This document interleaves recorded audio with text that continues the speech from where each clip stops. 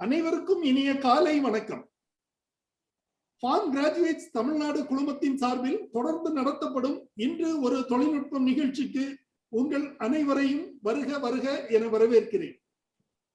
இன்று நாம் விவாதிக்க உள்ள தலைப்பு new pesticides management bill to replace the existing insecticides act 1968. அதாவது ஏற்கனவே இருக்கும் பூச்சி மருந்து கட்டுப்பாட்டு சட்டம் 1968ற்கு பதிலாக புதிதாக வரப்பெற்றுள்ள பூச்சி மருந்து நிர்வாக சட்டம் தொடர்பாக இன்று தகவல்கள் பரிமாறப்படுகின்றன. இந்த நிகழ்ச்சியை நமக்கு வழங்குவதற்காக வருகை புரிந்துள்ளார் திரு அக்ரி பழனீஸ்வர் அவர்கள். திரு அக்ரி பழனீஸ்வர் அவர்கள் ஜனாதிபதி விருது பெற்ற ஒரு வேளாண் பட்டதாரி ஆவார். வேளாண் தொழில் முனைவோராக பல்வேறு தொழில்கள் புரிந்து நல்லபடியாக வேளாண்மையை வளர்ச்சி செய்து வருகிறார். இவர் 1989 கிள்ளிக்குளம் வேளாண்மை கல்லூரியில் பிஎஸ்சி விவசாயம் படித்து பின்னர் 1991 தமிழ்நாடு வேளாண்மை பல்கலைக்கழகம் கோவையில் எம்எஸ்சி மைக்ரோபயாலஜி படிப்பும் முடித்து அது முதலே சுயமாக தொழில் செய்து வருகிறார். உயிர் உரங்கள் உற்பத்தி, வெர்மி கம்போஸ்ட் எனப்படும் மண்புழு உரம், விதை உற்பத்தி, பிளான்ட் கிளினிக் சென்டர் என பல்வேறு நிலைகளில் பணியாற்றி வரும் இவர் ஜேபி ஃபார்ம்ஸ் என்று பேசப்படும் ஒரு நிறுவனத்தின் தலைவராகவும் செயல்பட்டு வருகிறார். இவர் வெர்மி கம்போஸ்ட் உற்பத்தி செய்து நல்ல விதமாக ஒரு நல்ல தொழில் முனைவோராக செயல்பட்டதற்காக நமது நாட்டின் ஜனாதிபதி விருது பெற்று பெருமை அடைந்துள்ளார். பொதுவாக நம் நாடு 1960களில் பசுமை புரட்சி திட்டத்தை கொண்டு வந்தது. அந்த திட்டம் புகுத்தப்பட்ட பிறகு பல்வேறு பூச்சி மற்றும் நோய் மருந்துகள் விவசாய பணிக்கு பயன்படுத்தப்பட வேண்டிய ஒரு கட்டாயம் ஏற்பட்டது.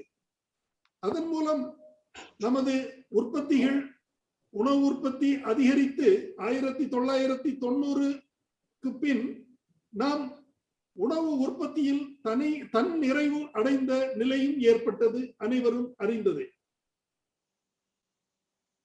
இருப்பினும் தொடர்ந்து மருந்துகளை நாம் பயன்படுத்துவதன் மூலம் அதனால் ஏற்படும்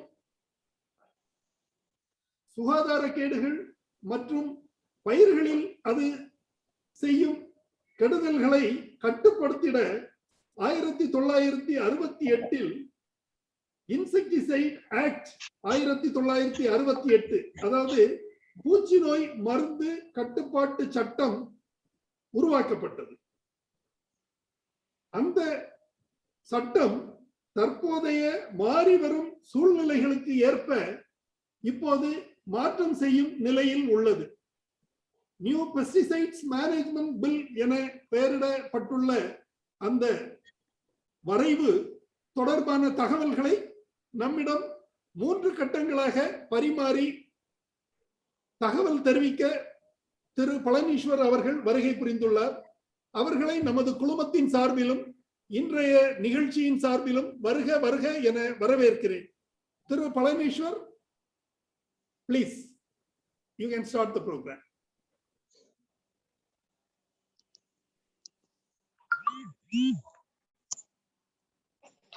கொஞ்சம் அன்மியூட் பண்ணிக்கிங்க, நீங்க பேசுறது கேட்கல. Good morning to all. Farm graduates Tamil Nadu forum தமிழ்நாட்டில் ஒரு முக்கியமான ஒரு சேவையை செஞ்சுக்கிட்டு இருக்கு. பல முக்கியமான பாலிசி மேட்டர்ஸ்ல இவங்க எடுத்துக்கொண்டு போறக்கூடிய தகவல்கள் நிறைய பேருக்கு மேல்மட்டத்தில் இருக்கிறவங்களுக்கும் இந்த பற்றியான தொழில்நுட்பம், விவசாய தொழில்நுட்பம் பற்றியான அறிதல் புரிதல் தெரிவதற்கும் ரொம்ப உதவிகரமா இருக்கு. இதுல இருக்கக்கூடிய யூடியூப்ல இருக்கக்கூடிய கண்டென்ட் இனிமேல் வருங்கால ஜெனரேஷனுக்கு இது ஒரு பெரிய ஒரு உதவிகரமா இருக்கும் அப்படிங்கிற மறுக்க முடியாத உண்மை. அதனாலதான் இந்த போரத்துல வந்து இந்த ஒரு சப்ஜெக்டை நம்ம எடுத்து பேசணும்னு சார் சொன்ன உடனே சார் கட்டாயம் பண்ணுவோம். இதை ரொம்ப டீட்டெயிலா பண்ண வேண்டியது. இது வந்து ஒரு இயற்கை விவசாயத்திலையும் நம்ம வந்து ரொம்ப தாக்கம் கொடுக்கக்கூடிய ஒரு சட்டமா இருக்கிறதுனால இது பொறுமையா நல்லபடியாக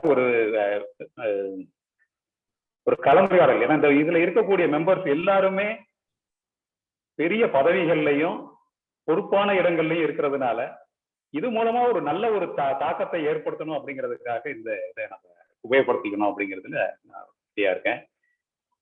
இன்னைக்கு இந்த நம்ம பார்க்க போற ப்ரோக்ராம் தெரிஞ்சுக்கூடிய சப்ஜெக்ட் என்னன்னா பெஸ்டிசைட் மேனேஜ்மெண்ட் பில். இதை பத்தி ரொம்ப பரபரப்பா கிட்டத்தட்ட ஒரு 12-13 வருஷமா பேசிக்கிட்டே இருக்கிறோம். இப்ப இந்த வருஷம் இது வந்து ராஜ்யசபால பாஸ் ஆகிருச்சு. இனிமேல் அது வந்து ஸ்டாண்டிங் கமிட்டி முன்னாடி இருக்கு. ஸ்டாண்டிங் கமிட்டி வந்து இதை வந்து எப்படி நடைமுறைப்படுத்தலாம் அப்படிங்கிறத பண்ணிக்கிட்டு இருக்கிறதுனால இது சம்பந்தமா ஒரு வந்து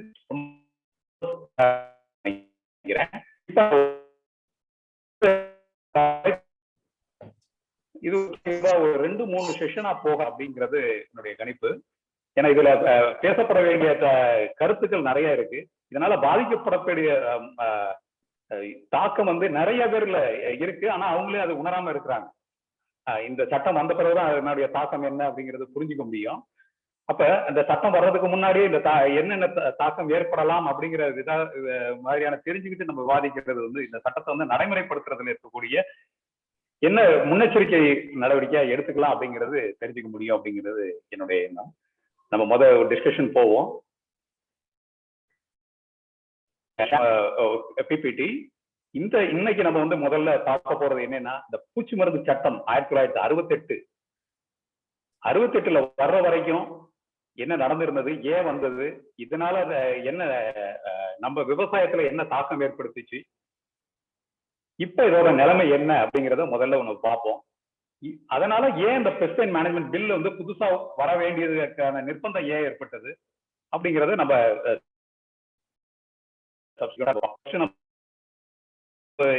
ஹிஸ்டரி அதனால என்னென்ன சிக்கல்கள் இருந்தது, ஏன் இந்த சட்டம் வந்துச்சு அப்படிங்கிறத பத்தி நம்ம இன்னைக்கு பார்ப்போம்.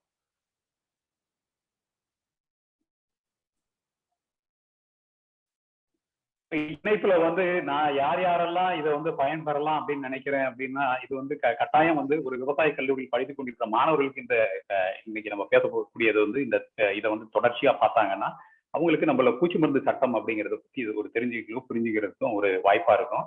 இந்த மாதிரி சில விவசாய துறை நண்பர்களும் இருக்கிறாங்க. அவங்களும் இதை வந்து ஒரு ஆழ்ந்த புரிதல் ஏற்படுத்தணும் அப்படிங்கிறதுக்காக இந்த இதை பத்தி நம்ம பேசுறோம். அதே மாதிரி இயற்கை விவசாயத்துல ஆழ்ந்த நம்பிக்கையும் ஈடுபாடும் இருக்கக்கூடிய பல்வேறு தரப்பட்ட மக்கள், அது விவசாயிகளாகவும் இருக்கிறாங்க, அது இல்லாம நுகர்வோரும் இருக்கிறாங்க. அவங்களும் இதை பத்தி தெரிஞ்சுக்கிட்டா ஒரு நல்லதா இருக்கும். அதே மாதிரி ஃபுட் பிசினஸ் செயல்படுற ஏற்கனவே ஏற்றுமதி செய்யறவங்க, இல்ல நம்ம நாட்டிலேயே வந்து உணவு பதப்படுத்துறவங்க, இவங்களும் இந்த சட்டத்தை பத்தி தெரிஞ்சுக்கணும். ஏன்னா இந்த சட்டத்தோட தாக்கம் வந்து அந்த அளவுக்கு இருக்கிறதுனால இது வந்து வருங்காலம் பண்ணக்கூடியதுலையோ இல்ல ஃபுட் சேஃப்டி அப்படிங்கிறதுலையோ இல்ல ஈகாலஜிக்கல் ஈகோ அக்ரிகல்ச்சர்லயோ இது வந்து ஒரு பெரிய தாக்கத்தை ஏற்படுத்தும் அப்படிங்கிறத சொல்லிக்க விரும்புறேன்.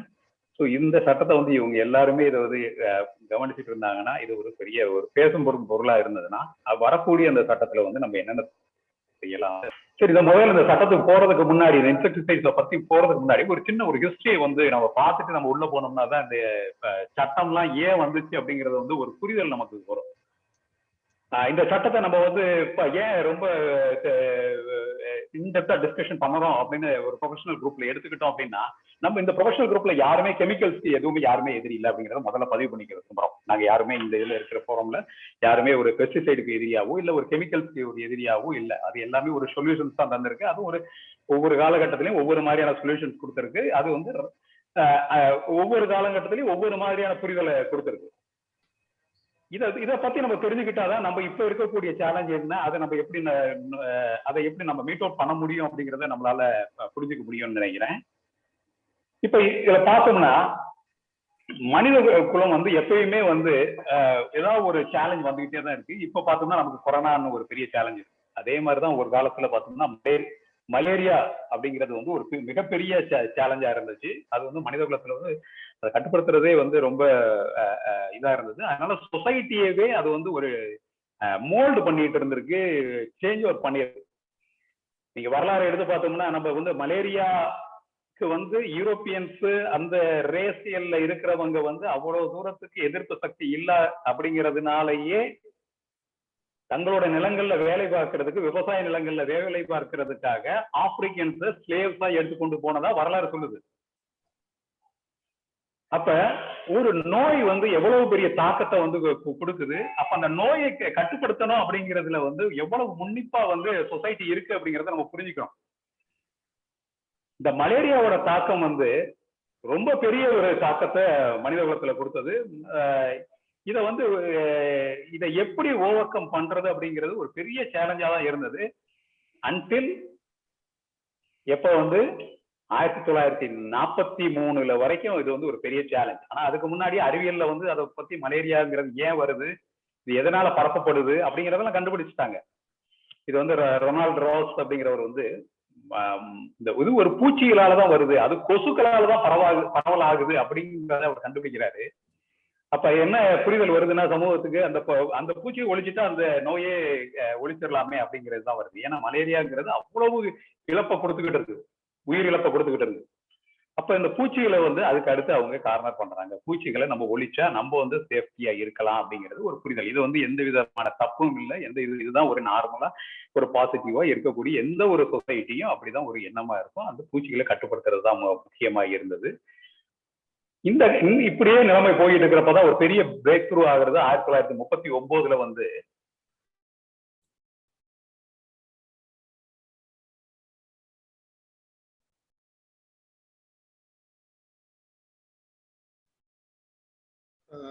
பழனீஸ்வர் சார் கொஞ்சம் ஆடிபிளா இல்ல.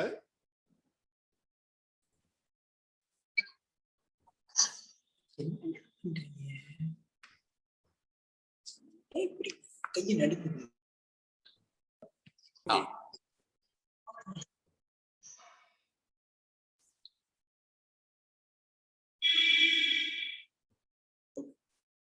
இப்போ 1939 நம்ம இந்த பெஸ்டைட்ல வந்து ஒரு பெரிய இன்னோவேஷன் பால் முல்லர்ங்கிற ஒரு பண்றாரு. அவருக்கு ஒரு நோபல் பிரைஸும் கிடைக்குது. ஏன்னா அவர் வந்து இந்த டிடிடி அப்படிங்கிற ஒரு கெமிக்கல்ல வந்து மஸ்கிட்டோவை கண்ட்ரோல் பண்ணும் அப்படிங்கிறாரு. திஸ் இஸ் த ஃபர்ஸ்ட் ஒரு பெரிய ஒரு இன்னோவேஷன் இன் இன்செக்டிசைட், டிடிடி வந்து ரோல்.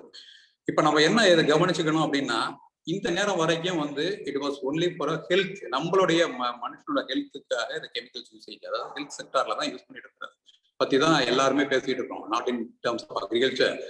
ரொம்ப வந்து டிடிடி வந்து நிறைய யூசேஜ் வந்து இப்போ மஸ்கிட்டோ கண்ட்ரோலுக்கு தான் யூஸ் ஆகுது. 1942 1943 தான் பார்த்தோம்னா இந்தியாவில் கிட்டத்தட்ட 75 மில்லியன், கிட்டத்தட்ட பார்த்தோம்னா 7.5 கோடி மக்கள் வந்து இன்ஃபெக்ட் ஆகிருக்காங்க. நீங்க அந்த காலகட்டத்தில் இருக்கக்கூடிய பாப்புலேஷனை பார்த்தோம்னா இதுல வந்து எவ்வளவு பெரிய இம்பாக்ட் அப்படிங்கறத நம்மளால புரிஞ்சுக்க முடியும். அன்னைக்கு இருந்த பாப்புலேஷன்ல கிட்டத்தட்ட 30 லட்சம் பேர் இறந்துருக்காங்க அப்படிங்கிறது 1 இயர்ல. அப்ப இதனுடைய இம்பார்ட்டன்ஸ் இப்ப நம்ம சொல்லிட்டு இருக்கக்கூடிய கொரோனாவோட அது வந்து ரொம்ப பெரிய ஒரு இம்பாக்ட கொடுத்துருக்கு.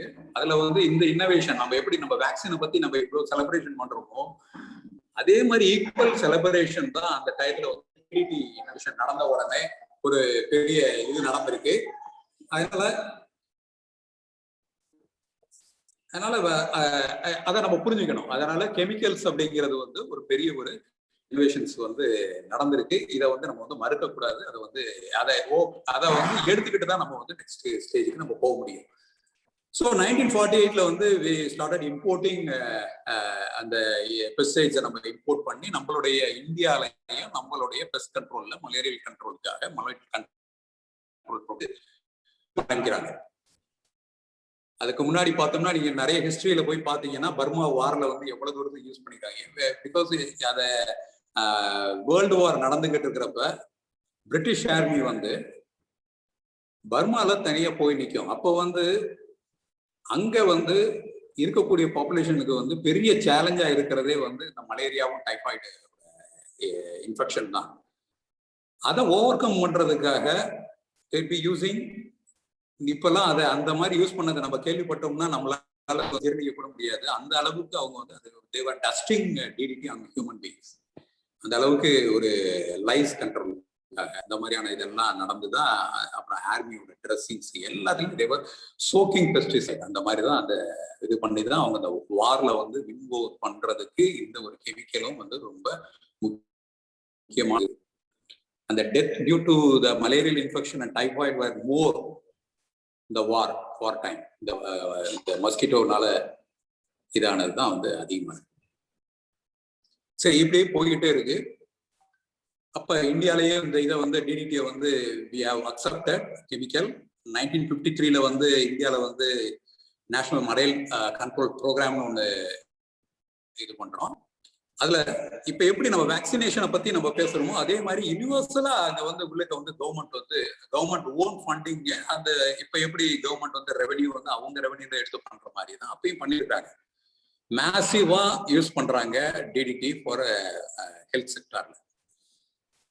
அது யூஸ் பண்ண அளவை பார்க்குறப்ப அது ஒவ்வொரு தடவை ட்வைஸ் அ இயர் டோஸ் பார்த்தோம்னா 100 ml per square feet அப்படிங்கிற அளவுக்கு தேவர் சோக்கிங். ஒவ்வொரு வால்லையும் எல்லாரும் வீட்டு வால் சோறு இது எல்லாத்துலையும் அடிச்சுதான் அவங்க வந்து அந்த மஸ்கிட்டோ எராடிகேஷன் ப்ரோக்ராம்லையும் அந்த மஸ்கிட்டோ எராடிகேட் பண்ணாதான் நம்ம மலேரியாவை வந்து கண்ட்ரோல் பண்ண முடியும் அப்படிங்கிற ஒரு புரிதல்னாலையும் அவங்க அந்த இதை வந்து எடுத்துட்டு போறாங்க. ஸோ இது நாள் வரைக்கும் 1953 வரைக்கும் இந்தியாவில் வந்து பார்த்தோம்னா பெஸ்டிசைட் அப்படிங்கிறது எதுவுமே கிடையாது. All importing. இந்த இது கூட பார்த்தோம்னா சிபாகேகி தான் வந்து டிடிடி வேர் மேனுஃபேக்சர் பண்ணுவாங்க. சுவிட்சர்லாண்டில் இருக்கிற company that were supplying to all. அதுக்கப்புறமே தான் வந்து இந்தியா வந்து 1954 வந்து இந்தியாவே பிளான்ட் போடுது. ஃபர்ஸ்ட் பிளான்ட் வந்து ஹிந்துஸ்தான் சிக்ஸெல் லிமிடெட் வந்து ஒரு பிளான்ட் ஓப்பன் பண்றாங்க 1954. That was the first plant that is going to produce DDT in India. அது வரைக்கும் இம்போர்ட் பண்ணிட்டு இருந்தது வந்து பெஸ்டிசைட் அப்படிங்கிறது ஃபர்ஸ்ட் இந்தியாவில் மேனுஃபேக்சர் அப்படிங்கிறது வந்து அப்பதான் நடக்குது. ஆனா இன்னைக்கு இந்தியா வந்து வேர்ல்ட்லயே வந்து one of the leading manufacturers in pesticide. அப்போ 1954 வந்து இதான் ஃபர்ஸ்ட் மேனுஃபேக்சரிங் ஆரம்பிச்சிச்சு. ஆனா இன்னைக்கு நம்மளுடைய நிலைமை வந்து போயிடுச்சு. சரி, அந்த நேரத்துல பெஸ்டிசைடு அப்படிங்கிறது வந்து எப்படி கண்ட்ரோல் இருந்தது அப்படிங்கிறத பார்த்தோம்னா இப்ப வந்து நம்மளுடைய கண்ட்ரோல் நம்ம எல்லாருக்குமே தெரியும். Control of ministry of agriculture. அப்ப பார்த்தோம்னா அந்த நேரத்துல பெஸ்டிசைடோட யூசேஜ் இந்த இதெல்லாம் வந்து under control of ministry of health மூலமா தான் இந்த மலேரியல் கண்ட்ரோல் ப்ரோக்ராம் நடக்கும். அது மூலமா தான் கவர்மெண்டோட சப்ளை ப்ரோக்ராம் நடக்குது. அது மூலமா தான் அவங்க வந்து இன்செக்டிசைட்ஸ் வந்து யூஸ் பண்ண ஆரம்பிக்கும். ஸ்ப்ரே இது கவர்மெண்ட் வந்து இது வந்து ஒரு கெலாமிட்டி, அதனால அந்த கெலாமிட்டி இருக்கிறதுனால அது வந்து எப்படி டிசாஸ்டர்ங்கிற மாதிரி யூனிவர்சலா எல்லா இந்தியா முழுக்க அதை வந்து ஸ்ப்ரே பண்றாங்க. இது பண்ணதுனாலதான் மலேரியல் டெத்து வந்து கொஞ்சமா குறைய ஆரம்பிக்குது. டேட்டா பாத்தீங்கன்னா 1955 வந்து 8 lakhs வந்து இந்தியாவில் மலேரியால செத்துருக்குறாங்க. இந்த program malaria by spraying DDT start பண்ண பிறகு 1970 வந்து ட்ராப் டு 0. இப்படி ஒரு நிலைமை இருக்கு. அப்படிங்கிறப்ப நம்ம கெமிக்கல்ஸ் பத்தி நம்ம வந்து தப்பா பேசலாமா அப்படிங்கிறது ஒரு கொஸ்டின் இருக்கு. ரொம்ப நம்ம வந்து அதை வந்து ரொம்ப அதை இது பண்ணி பேச தேவையில்லை. ஏன்னா இட் இஸ் ஒரு one of the solution that is being available to humanity. ஆனா நம்ம இதை எப்படி ரெஸ்பான்சிபிளா யூஸ் பண்றது அப்படிங்கிறதுல தான் நம்மளுடைய சொசைட்டி வந்து நெக்ஸ்ட் லெவலுக்கு வந்து மூவ் பண்ணோம் அப்படிங்கிறது யாருமே மறக்க முடியாது. இன்னைக்கு ஆனா இதே இதை வந்து அன்னைக்கு எப்படி ஸ்ப்ரே பண்ணுமோ அதே மாதிரி இன்னைக்கு ஸ்ப்ரே பண்ணுவோமா அப்படின்னா பண்ண மாட்டோம். ஏன்னா நம்மளுடைய நாலேஜ் லெவல்ல இம்ப்ரூவ் ஆயிடுச்சு. நம்ம வந்து இந்த ஒவ்வொரு கெமிக்கல்ஸை பத்தி நிறைய ஸ்டடி பண்ணிட்டோம்.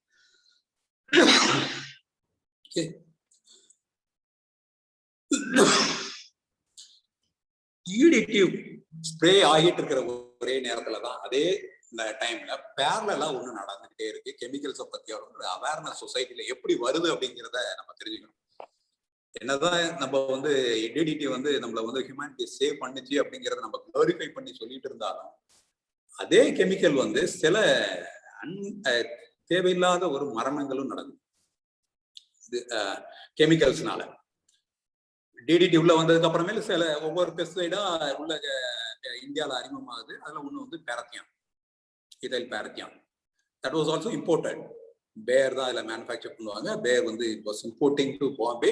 பாம்பேல அப்போ வந்து ஃபார்முலேஷன் வந்து டைல்யூட் பண்ணி அதை வந்து கொச்சினுக்கு மூவ் பண்றாங்க. மக்களுக்கு அப்ப வந்து இந்த பெஸ்டிசைடை பத்தி ஒரு பெரிய ஒரு சேஃப்டி கன்சர்ன் இல்லை. ஏன்னா அவங்க தான் பார்த்துட்டாங்களே, சும்மா உடம்பு மேல எல்லாத்துலயுமே தெளிச்சு அடிச்சு பார்த்துருக்காங்க. அதனால அவங்களுக்கு அந்த பெஸ்டிசைடு அப்படிங்கிறத வந்து எவ்வளவு கேர்ஃபுல்லா பார்க்கணும் அப்படிங்கிற ஒரு டீல் பண்ணணும் அப்படிங்கிற பெரிய அவேர்னஸ் அது வரைக்கும் இல்லை. பட் ஆனா இந்த ஒரு இன்சிடென்ட்ஸ்க்கு அப்புறமேலும் மாறுது. 1957 வந்து பாம்பேல ஜெர்மனில இருந்து வந்த பாம்பேக்கு வந்து அந்த பாலிடால் மாலிகுல் வந்து திரும்ப கொச்சினுக்கு மூவ் ஆகுது. அது மூவ் ஆகுற ஒரு டிரான்ஸ்போர்ட் சிஸ்டத்துல பார்த்தோம்னா ரெண்டுமே மூவ் பண்ணியிருக்கிறாங்க. ஒரு ஃபுட்டு மூவ் ஆயிருக்கு. அதே இதுல வந்து சுகர், அப்புறம் இந்த மெய்ஸ் ஃப்ளோரு, கொஞ்சம் வீட் ஃப்ளோர் எல்லாமே மூவ் பண்ணியிருக்கிறாங்க.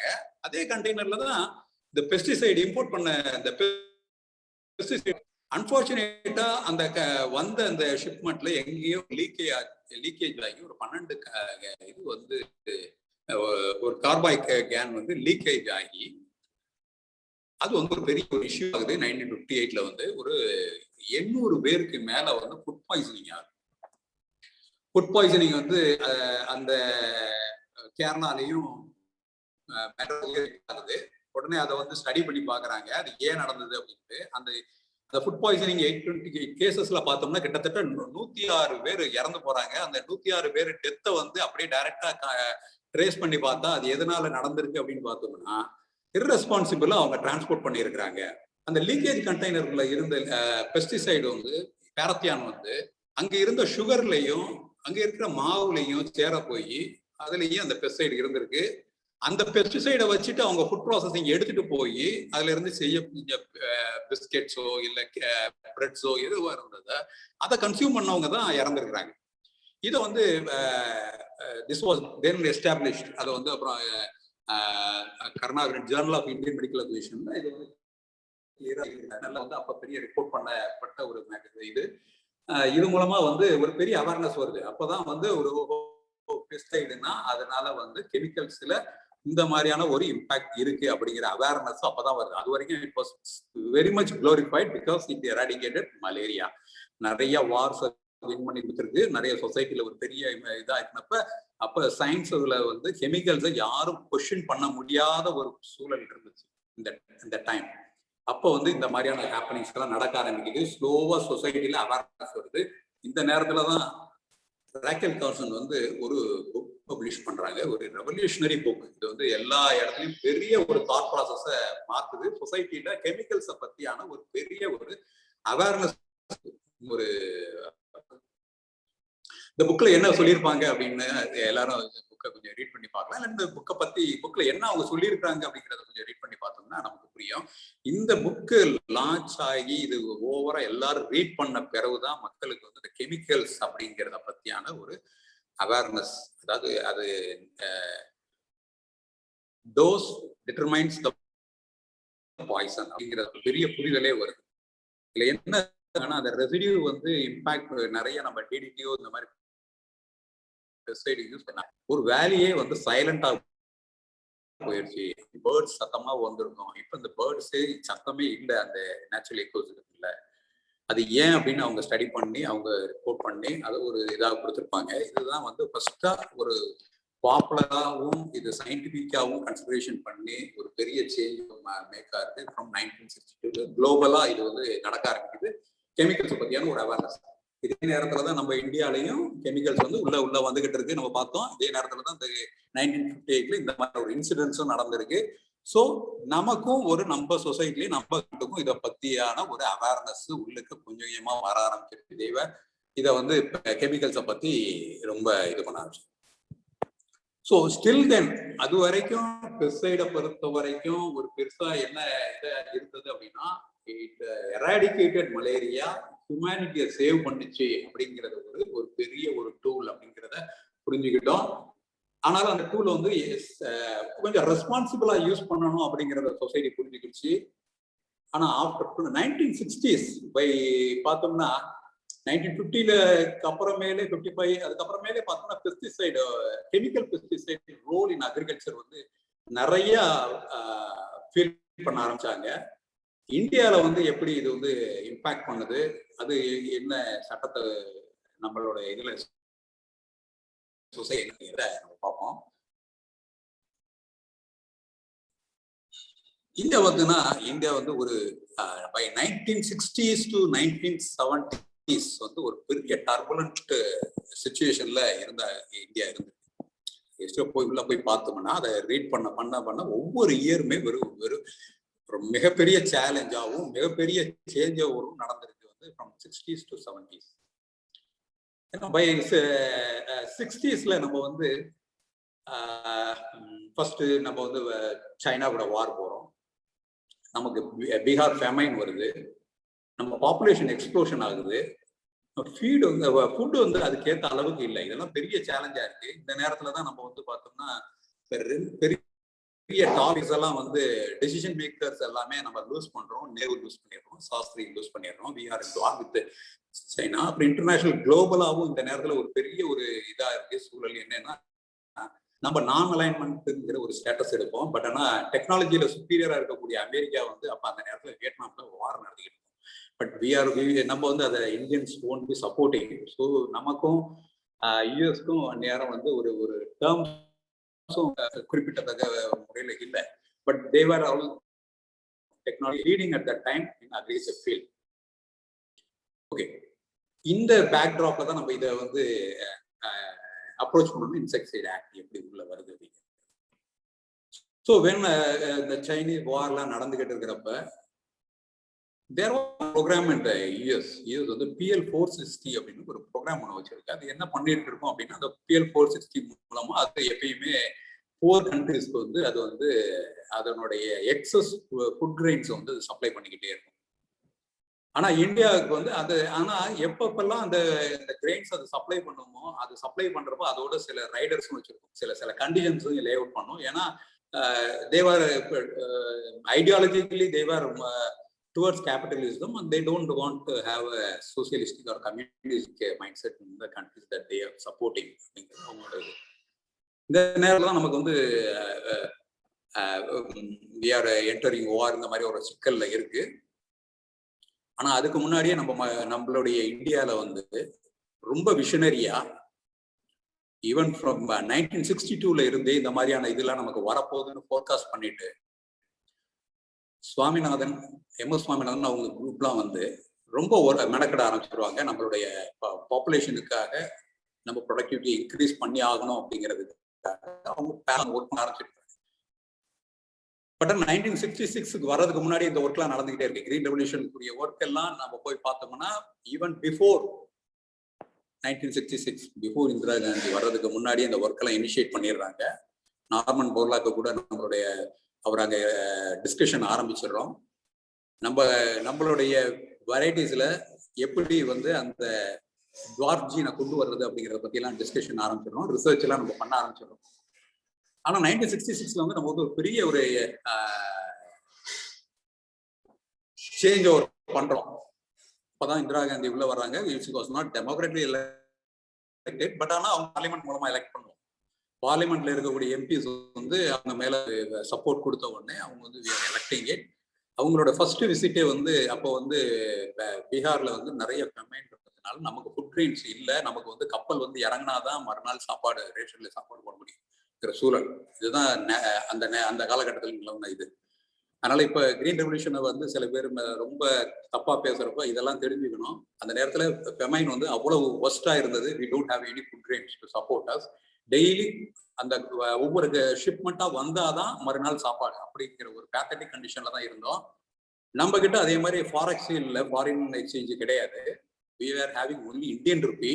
எந்த ஒரு கண்ட்ரியுமே இந்தியன் ருப்பிக்கு வந்து அவங்க ஒரு ஃபுட் கிரெயின்ஸை கொடுக்கறதுக்கு தயாரா இல்லை. So we were begging at that time. So beggars are not choosers. இந்த நேரத்தில் நம்ம போறோம். So Indira Gandhi one of the tall leader that I admire. போறாங்க, போய் ஈகோலாம் விட்டு தான் அவங்க போய் அங்க டிஸ்கஷன் நடந்துகிட்டு இருக்கு. அந்த டிஸ்கஷன்ஸ் எல்லாம் வந்து நிறைய பப்ளிக் பிளாட்ஃபார்ம்ல இல்லைனாலும் நீங்க நிறைய சர்ச் பண்ணி பாத்தீங்கன்னா இதை பத்தி தெரிஞ்சுக்கலாம். So we were giving back something to them. இந்த டிஸ்கஷன் 1966ல நம்ம போய் அவங்களுக்கு ஃபுட் கிரெயின்ஸ் கேட்குறோம், ஃபுட் கிரெயின்ஸ் தர்றதுக்கு உடன்படுறாங்க. ஆனா அதுக்கு சில ரைடர்ஸ்லாம் வைக்கிறாங்க. அதுல ஒன்று வந்து education policy, another one is for you have to go for pesticides and fertilizers opening for the US companies as ஒரு rider. So we will be accepting. எஜுகேஷனை பொறுத்த வரைக்கும் நம்ம அக்செப்ட் பண்ணிக்க மாட்டோம். But as far as green revolution ஏர்லியராகவே நமக்கு ஒரு தாட் ப்ராசஸ் ரன் ஆகிட்டு இருக்கு. நம்மளோட கிரீன் ரெவல்யூஷன் நம்ம கொண்டு போகணும்னு நம்ம ஏற்கனவே பாலிசி மேக்கிங் இந்தியாவிலே இருந்ததுனால அதை will be accepting and will be going for it. அந்த பீரியட் பார்த்தீங்கன்னா ஒரு 5 year பிளான் பீரியடே கிடையாது. All attack plan. எல்லாமே ஒவ்வொரு வருஷமும் அது ஒரு ரொம்ப வார்ஃபுட் ரேஞ்சில் அந்தந்த வருஷத்துக்கு உரிய பிளானாவே ரன் பண்ணிட்டு இருக்கோம். 1966ல வந்து நம்ம ஹை யீல்டிங் வெரைட்டிக்காகவும் இதுக்காகவும் ப்ரொமோட் பண்ணணும் அப்படிங்கிற ஒரு ப்ரோக்ராம் ரன் பண்ணுவோம். இப்போ 5 year பிளானே கிடையாது. It's all 1 year plan. இந்த 5 year பிளான் ரோல் அவுட் பண்ணி முடிஞ்ச பிறகு இந்த த்ரீ அந்த பிளான் ஹாலிடேஸ்ல நடக்கக்கூடிய அந்த 3 இதுலயும் நடக்கிறது முழுக்க importance will be given to for agriculture தான் அவங்க நிறைய இம்பார்ட்டன்ஸ் கொடுப்பாங்க. அதனால வந்து பெஸ்டிசைட்ல வந்து என்னென்ன இம்பாக்ட் ஆகுது, இன்செக்டிசைட் ஆக்ட் இது எப்படி மோல்டு பண்ணுது அப்படிங்கிறது நம்ம பார்க்கலாம். So when we started by 1965-66 12,000 tons தான் பெஸ்டிசைட்ஸ் வந்து இந்தியாவில் மேனுஃபேக்சர் இருக்கும். நம்ம ஏற்கனவே சொன்ன மாதிரி இண்டஸ்ட்ரியல் இன்செக்டிசைட் லிமிடெட் மேனுஃபேக்சர் பண்ண ஆரம்பிக்கிறாங்க. அப்புறம் 1-2 கம்பெனிஸ் எல்லாம் உள்ள இந்தியாவில் மேனுஃபேக்சர் பண்ண ஆரம்பிக்கிறாங்க. இதுக்கடுத்து பெஸ்டிசைடோட யூசேஜ் வந்து அதுக்குள்ள இந்தியன் ஃபார்மர்ஸும் கொஞ்சமா தெரிஞ்சுக்கிறாங்க. பை 68-69ல வந்து நம்ம வந்து உள்ளுக்க வந்து அந்த ஹை யீல்டிங் வெரைட்டிஸ் ப்ரோக்ராம்ல லான்ச் ஆன பிறகு ஈல்டு இன்க்ரீஸ் ஆக ஆரம்பிச்ச உடனே அந்த பெஸ்ட்டை வந்து பெஸ்ட்டும் வந்து இன்க்ரீஸ் ஆக ஆரம்பிச்சிருது. பெஸ்ட் இன்சிடென்ஸ் இன்க்ரீஸ் ஆகுது. அந்த பெஸ்ட்டை கண்ட்ரோல் பண்றது பெஸ்டிசைட் யூசேஜும் உங்களுக்கு 69-71 அந்த 3 வருஷம் வந்து முடிஞ்சதுக்கு அப்புறமேல தான் ஒரு ரிலாக்ஸ்டா ஒரு பெரிய ஒரு 5 year பிளான் பண்றோம். இது வந்து ஃபுல்லா வந்து ஃபோக்கஸ் டு அக்ரிகல்ச்சர் தான் இந்த பிளான்ல நடக்குது. இந்த பிளான் பீரியட்ல தான் நிறைய ஆக்ட்ஸ் அண்ட் ரூல்ஸ் எல்லாம் வந்து உள்ள ஃபார்ம் பண்ண ஆரம்பிக்கும். ஈவன் தோ இந்தியாவில் வந்து அந்த இன்செக்டிசைடு ஆக்டை வந்து 64-67லயே நம்ம இனிஷியேட் பண்ணிடுறோம். ப்ரொஃபசர் MS தாக்கர் வந்து இனிஷியேட் பண்றாரு. நமக்குன்னு ஒரு இன்செக்டிசைட் ஆக்ட் இருந்தாதான் நம்மளால வந்து இந்த சேஃப்டி இஷ்யூஸ்லாம் அட்ரஸ் பண்ண முடியும். ஏன்னா இம்போர்ட் பண்ணி வருது, பால்டால் வந்து இம்போர்ட் பண்ணி வருது, அதை தான் நம்ம யூஸ் பண்ணியிருக்கோம். அதனால இந்த மாதிரி ப்ராப்ளம் வந்திருக்கு அப்படின்ற பிறகு இந்தியன் கவர்மெண்ட் வந்து அதை பற்றியெல்லாம் ஒரு டிஸ்கஷனுக்காக இது பண்ணி ஐசிஆர் கமிட்டி ஃபார்ம் பண்ணி அது ப்ரொஃபசர் MS தாக்கர் வந்து சொன்ன இதை பேஸ் பண்ணி we will be forming insecticide act form பண்ணிடுவோம். பட் ஆனால் அதில் ரூல்ஸ் எதுவுமே ஃபார்ம் பண்ணாமல் இருப்போம். அந்த ரூல்ஸ் எல்லாத்தையுமே நம்ம வந்து இப்போ கொண்டு வர்றது எல்லாமே வந்து ஒரு ஃபோக்கஸ்டா பண்றது. ஏன்னா ஒரு ஆக்டுங்கிறது ஒரு சென்ட்ரல் கவர்மெண்ட் வந்து இனிஷியேட் பண்ணியிருக்கோம். அந்த ஆக்ட் இனிஷியேட் பண்ண ஆக்டை வந்து கீழே வந்து இம்ப்ளிமெண்ட் பண்றப்ப யார் யாருக்கு என்னென்ன பவர்ஸ், அது என்ன மாதிரி இம்ப்ளிமெண்ட் பண்றதுன்னு ஒரு சிஸ்டம் கிரியேஷனுக்காக ஒரு ரூல்ஸ் எல்லாம் வந்து ரோல் அவுட் ஆகிறது வந்து 1971ல தான் ரோல் அவுட் ஆகும். அந்த 1968 to 1974 ரோல் அவுட் பண்றதுல வந்து இந்த டிஸ்கஷன் வந்து ரொம்ப பெரிய ரோல் பிளே பண்ணியிருக்கோம். நம்ம அதுல வந்து நிறைய சரின்னு சொல்லிட்டு வந்திருப்போம். அதெல்லாம் வந்து இங்க வந்து இன்டைரக்டா ஒவ்வொன்றா எப்படி இம்பாக்ட் பண்ணுது அப்படிங்கிறத அந்த இதுல வந்ததுதான். ஒண்ணு வந்து PA54 வேர்ல்டு பேங்கோடைய இன்டர்நேஷனல் டெவலப்மெண்ட் அசோசியேஷன் எய்டு இந்தியாவுக்கு கொடுக்கும். எதுக்காக அப்படின்னு பாத்தீங்கன்னா, நம்ம இந்தியால வந்து பெஸ்டிசைட்ஸை வந்து யூசேஜை வந்து கவர்மெண்டே இனிஷியேட்டிவ் எடுத்து பண்ணணும். அது வந்து பெஸ்ட் அப்படிங்கிறத வந்து ஒரு டிசாஸ்டர் அப்படிங்கிற மாதிரி நீங்க எடுத்துக்கிட்டு பை டிஃபால்ட் கவர்மெண்டே வந்து ஸ்ப்ரேயிங் போயிடணும். கவர்மெண்ட் ப்ரோக்ராம்லயே இருக்கக்கூடிய ஏக்கரேஜ் எல்லாத்துலயுமே ஹை யீல்டிங் வெரைட்டிஸ் எங்கெங்க கல்டிவேஷன் பண்ணியிருக்கிறாங்களோ அந்த ஏரியால கவர்மெண்டே வந்து ஃபார்மர்ஸோட வில்லிங்னஸ் வேணும் வேண்டாம்லாம் கேட்கல. இது வந்து ஃபார்மர்ஸோட வில்லிங்னஸ்லாம் எதுவுமே எடுக்கல. Government decision to go for aerial spraying of 6 million acres of எங்க வந்து ஹை யீல்டிங் வெரைட்டி கல்டிவேட் பண்ணிருக்கு அப்படிங்கிறது. இதுல அவங்க சூஸ் பண்றது வந்து பேடியை வந்து சூஸ் பண்ணுவாங்க. ஏன்னா வீட்டில் வந்து ஏற்கனவே நம்ம அச்சீவ் பண்ணிருக்கோம். பட் பேடி தான் வந்து இந்தியாவில் வந்து அதிகமான கல்டிவேஷன் க்ராப். அதுல ஒரு 6 ஸ்டேட்ஸை மட்டும் கனெக்ட் பண்ணி அந்த 6 ஸ்டேட்ஸ்லயும் வந்து இந்தியா முழுக்க வந்து பை டிஃபால்ட் எதுவுமே ஃபார்மஸோட டிசிஷன் இல்லை, இது மேல இருந்து aerial spray of through aircraft மூலமா பண்ணும்போது அதுக்கு ஃபண்டிங் வந்து எங்க இருந்து வருதுன்னா வேர்ல்டு பேங்க் ஃபண்டிங் வருது. அதுல ஃபண்டிங் பண்றப்ப என்ன ஒரு ரைடர் இருக்குன்னா, நீங்க வந்து பிரைவேட் இன்ஸ்டிடியூஷனை வந்து இதுல வந்து ப்ரமோட் பண்ணுவோம். தட் இஸ் அதான் ஐடியாலஜி இங்கதான் சேஞ்ச் ஓவர் ஆகுது. பிரைவேட்ஸ் வந்து நிறைய பார்ட்டிசிபேஷனை கொடுக்கணும் அப்படிங்கிறது ஒரு rider. So we are opening up. இந்த ப்ராஜெக்ட்ல என்ன இருக்குன்னா, அவங்க வேர்ல்ட் பேங்க் வந்து பெரிய ஃபண்டு கொடுக்கும். It's all in credit. ஏன்னா ஃபண்ட் இல்லை எந்த இதுவுமே செய்யறதுக்கு அப்படிங்கிறப்ப கிரெடிட்டா தான் கொடுக்குறாங்க. கிரெடிட்டா கொடுத்தப்பையும் சில இது என்னன்னா, அவங்க கொடுக்குற இந்த இதுல வந்து 67 பிரைவேட் கம்பெனிஸ்க்கு வந்து நீங்க ஏர்கிராஃப்ட கொடுத்துடணும். எதுக்காக அப்படின்னா, அந்த 67 பிரைவேட் கம்பெனிஸ்க்கு இருக்கக்கூடிய ஏர்கிராஃப்ட் மூலமா தான் பெஸ்டிசைட்ஸ் எல்லாமே இந்தியால ஸ்ப்ரேயிங் நடக்க போகுது. எப்படி நம்ம மலேரியா கண்ட்ரோலுக்காக எப்படி ஒவ்வொரு வீட்லயும் வால்ஸ் முழுக்க ஸ்ப்ரேயிங் நடந்ததோ, அதே மாதிரி பெஸ்டிசைட்ஸ் எல்லாமே ஹை யீல்டிங் வெரைட்டிஸ்ல வந்து ஸ்ப்ரேயிங்க்கு இனிஷியேட் ஆகும். இப்பயும் ஒரு பெரிய ஒரு பிரச்சனை வருது. இது என்னன்னா, நம்ம வந்து பெஸ்டிசைடு வந்து வெளியே இருந்து இம்போர்ட் பண்ணி ஆக வேண்டிய சூழல் இருக்கு. இப்ப யார்கிட்ட இம்போர்ட் பண்றது அப்படின்னு ஒரு கொஸ்டின் வருது. அப்ப இம்போர்ட் பண்ணணும் அப்படின்னு நினைச்சா நம்ம வந்து இந்தியாவில வந்து எக்ஸைஸ் வந்து அந்த காலகட்டத்துல கெமிக்கல் பெஸ்டிசைட்ஸ்க்கு எக்ஸைஸ் அவ்வளவா இல்லை, அதனால எல்லாருமே இம்போர்ட் பண்ணி யூஸ் பண்ணிக்கிட்டு இருந்தாங்க. பட் ஆனா கவர்மெண்டோட ப்ரோக்ராம்ல அதை யூஸ் பண்றதுனால அதுக்கு ஒரு அக்கௌண்டபிலிட்டி வேணுங்கிறதுக்காக ஆக்ட் வந்து கட்டாயம் போட வேண்டியது இருந்தது. அதோட குவாலிட்டி கண்ட்ரோலை வந்து செக் பண்றதுக்காகவும் இது பண்றதுக்காகவும் நமக்கு வந்து ஒரு இன்செக்டிசைடு ஆக்ட் நமக்கு தேவைப்பட்டுச்சு. ஸோ இந்த இன்செக்டிசைடு ஆக்ட்ல வந்து ரூல்ஸ் எல்லாம் போட ஆரம்பிக்கிறாங்க. அப்ப இந்த இன்செக்டிசைட்ஸ் ரூல் கொண்டு வந்த பிறகு இது வந்து எப்படி சேஞ்ச் ஓவர் ஆக போகுது அப்படிங்கிறத நம்ம பார்ப்போம். இன்செக்டிசைட்ல வந்து அந்த நேரத்துல காலகட்டத்துல பார்த்தோம்னா ஒரு 7 மாலிகுல் தான் அப்ப ஸ்ப்ரே பண்ணிக்கிட்டே இருந்திருப்பாங்க. பட் ஆனா இன்னைக்கு எங்கேயோ போயிருச்சு, எத்தனையோ மாலிகுல்ஸ் உள்ள வந்துருச்சு. இன்செக்டிசைட் ஆக்ட்ல என்ன சொல்லியிருக்கோம் அப்படிங்கறத புரிஞ்சுக்கணும் அப்படின்னு வச்சீங்கன்னா, அதோட டெஃபினிஷன் நம்ம புரிஞ்சுக்கணும். அப்ப என்ன டெஃபினிஷன் கொடுத்தாங்க, இப்ப என்ன டெஃபினிஷன்ல போகுது அப்படிங்கிறது. இன்செக்டிசைட் இம்போர்ட் அப்படிங்கிறப்ப என்ன ஆகும் அப்படின்னா, ஒரு பாலிசி மேட்டர்ல டெசிஷன் பண்றப்ப எதை இம்போர்ட் பண்றது, எதை இன்செக்டிசைட் அப்படின்னு நம்ம கிளாசிஃபை பண்றது அப்படிங்கிறப்ப அப்போ வந்து ஒரு பெரிய பிரச்சனையா இல்லை. ஏன்னா இருக்கிற மாலிகுல் பார்த்தோம்னா 1, 2 அதைத்தான் நம்ம ஸ்பெசிபிக்கா அதை தான் யூஸ் பண்ண போறோம் அப்படிங்கிறதுக்காக என்ன பண்ணிட்டாங்க, ரொம்ப சிம்பிளிஃபைடு ஃபார்மா இருக்கும். டெஃபினிஷன் படிச்சு பார்த்தாலே எனி சப்ஸ்டைன் ஸ்பெசிஃபைட் இன் ஷெட்யூல்னு கொடுத்துட்டாங்க. அப்ப கவர்மெண்ட் வந்து ஏதாவது ஒரு ஷெட்யூல் ஒன்று கொடுக்கவும் இருக்கக்கூடிய மாலிகுல்ஸ் எல்லாமே இன்செக்டிசைடா கன்சிடர் பண்ணலாம். அப்படிங்கிறப்ப ஒரு ரொம்ப நேரோ டவுன் ஆயிருது. அப்ப அந்த இது மட்டும் தான் இன்செக்டிசைடா கன்சிடர் பண்ண முடியும். மற்ற இது எதுவும் இன்செக்டிசைடா கன்சிடரேஷன் பண்ண முடியாது. மற்றது இன்செக்டிசைடா கன்சிடர் பண்ண முடியலைனாலே அது கவர்மெண்ட் ப்ரோக்ராம்ல வராது. ஓகே, ஸோ இப்ப இது ஒரு பெரிய ஒரு அண்டர்ஸ்டாண்டிங்கை வந்து ஒரு டெஃபினிஷன்லயே ஒரு பாலிசி மேட்டர்ல இது பண்றதுக்கு ஒரு டெஃபினிஷன் கொடுக்குறாங்க. இந்த டெஃபினிஷன் வந்து பின்னாடி வந்து நமக்கு வந்து பெரிய சிக்கலை கொடுக்குது அப்படிங்கிறது நம்ம எப்படிங்கிறது நம்ம அடுத்த சப்ஸ்கிரிப்ட் கிளாஸ்ல பார்ப்போம். பட் ஆனா இந்த இதுல வந்து கொடுத்த டெஃபினிஷன் என்னன்னா, insecticide means any substance specified இன் தி ஷெட்யூல் அப்படின்னு கொடுத்துறாங்க.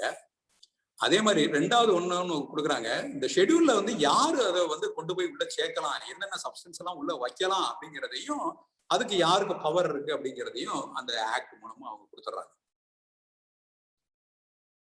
அந்த ஆக்ட்ல யாருக்கு அந்த பவர் கொடுத்துருக்குறாங்க அப்படிங்கிறத பாக்குறப்பதான் அந்த ஆக்ட் வந்து கொஞ்சம் கொஞ்சமா நமக்கு வந்து இதனுடைய காம்ப்ளிகேஷன்ஸ் வந்து புரியும்.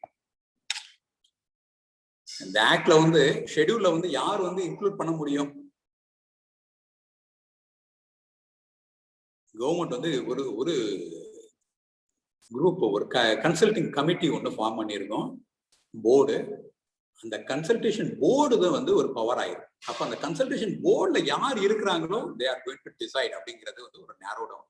இந்த பெரிய ஒரு இன்செக்டிசைட் ஆக்ட்ல இது ஒரு பெரிய பவர் வந்து யாருக்கு கொடுக்குதுன்னா அந்த இன்செக்டிசைட் போர்டு வந்து கிடைக்குது. ஸோ இப்போ இந்த இன்செக்டிசைட் போர்டு அப்படிங்கிறது வந்து ஒரு பிகம் ஒரு முக்கியமான ஒரு ரோல் பிளே பண்ண போது. இது வந்து நம்ம இனிமேல் வர காலத்துல நம்ம இப்ப எல்லாருமே ஃபீல் பண்ண ஆரம்பிச்சோம் இன்செக்டிசைட் போர்டோட பவர் என்ன அப்படிங்கறத புரிஞ்சுக்கிட்ட பிறகு எல்லாமே ஃபீல் பண்றோம். பட் ஆனா அந்த காலகட்டத்துல இன்செக்டிசைட் போர்டோட ரோல் என்னன்னா, அது ரொம்ப சிம்பிளிஃபைடா இருந்தது. நமக்கு இப்ப வேணும் கெமிக்கலை உள்ள இம்போர்ட் பண்ணணும், ஹை யீல்டிங் வெரைட்டியை வந்து இது பண்ணணும். அப்ப இன்செக்டிசைட்னா எது அப்படின்னு தெரிஞ்சுக்கிறதுல நம்ம பெருசா வந்து டிஸ்கஸ் பண்ணிட்டு இருக்க வேண்டாம்.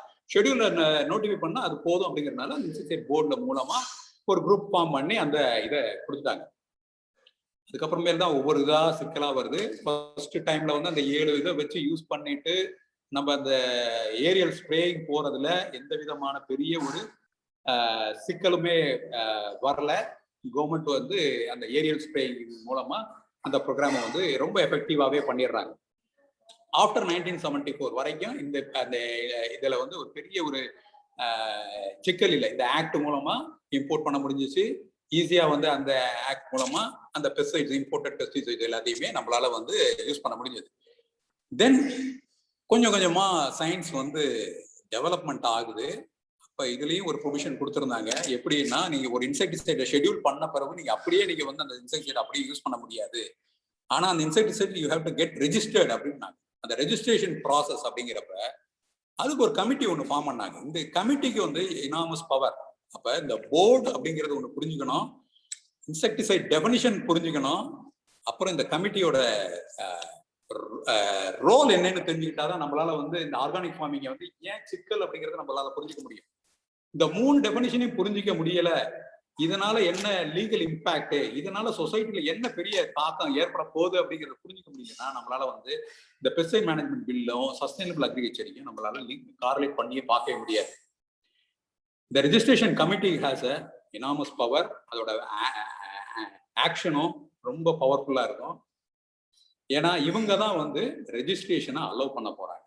நீங்க வந்து மீத்தேல் பேரத்தியானோ எந்த ஒரு கெமிக்கலோ எந்த ஒரு இதோ எந்த ஒரு நாட்டிலையும் வந்து யூஸ் பண்ணி பார்த்துருக்காங்க. ஏன்னா இந்தியா வந்து எந்த ஒரு கெமிக்கலுமே இன்னும் இன்வென்ட் பண்ணல, அதையும் தெரிஞ்சுக்கணும்.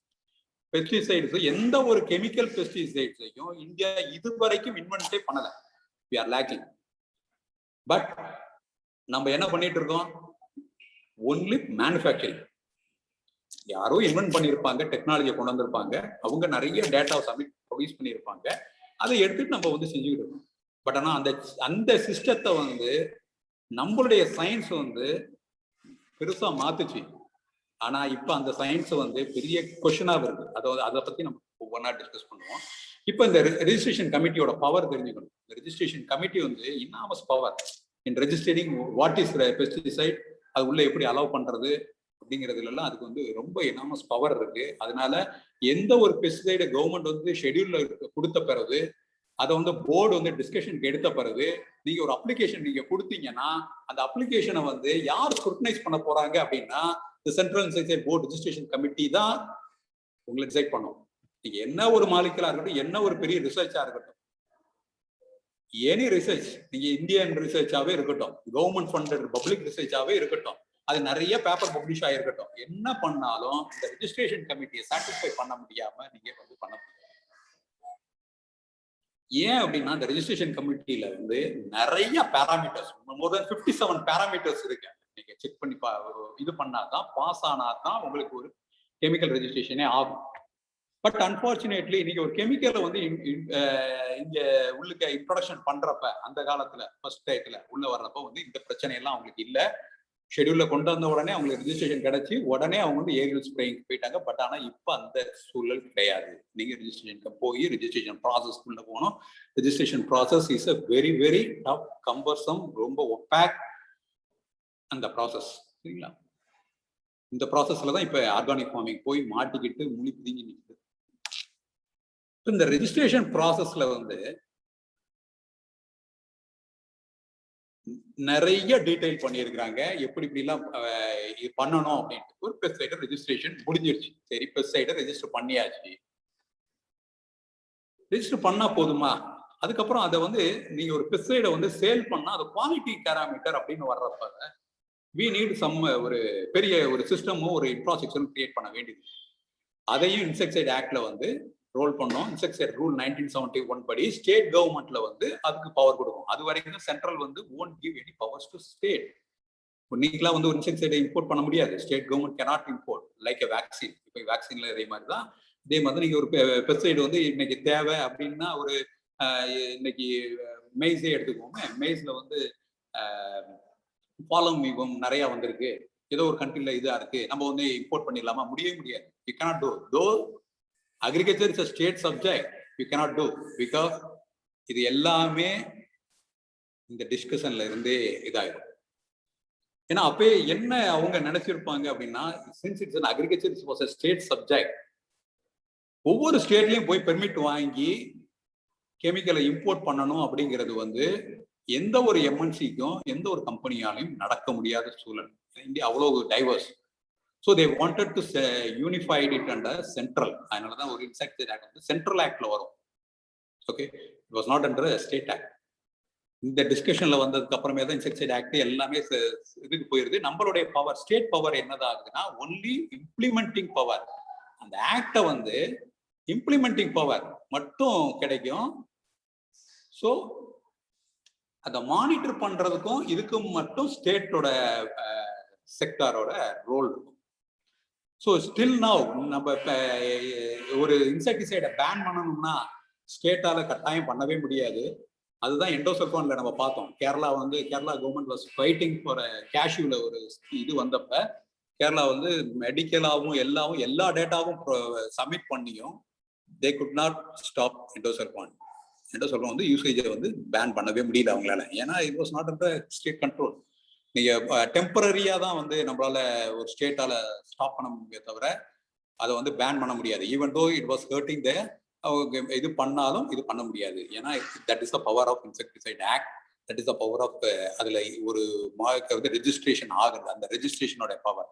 ரெஜிஸ்ட்ரேஷன் ஆகின பிறகு ஒரு மாலிகுலை வந்து வெளியில எடுக்கிறதுங்கிறது வந்து ரொம்ப ரொம்ப ரொம்ப கஷ்டம்.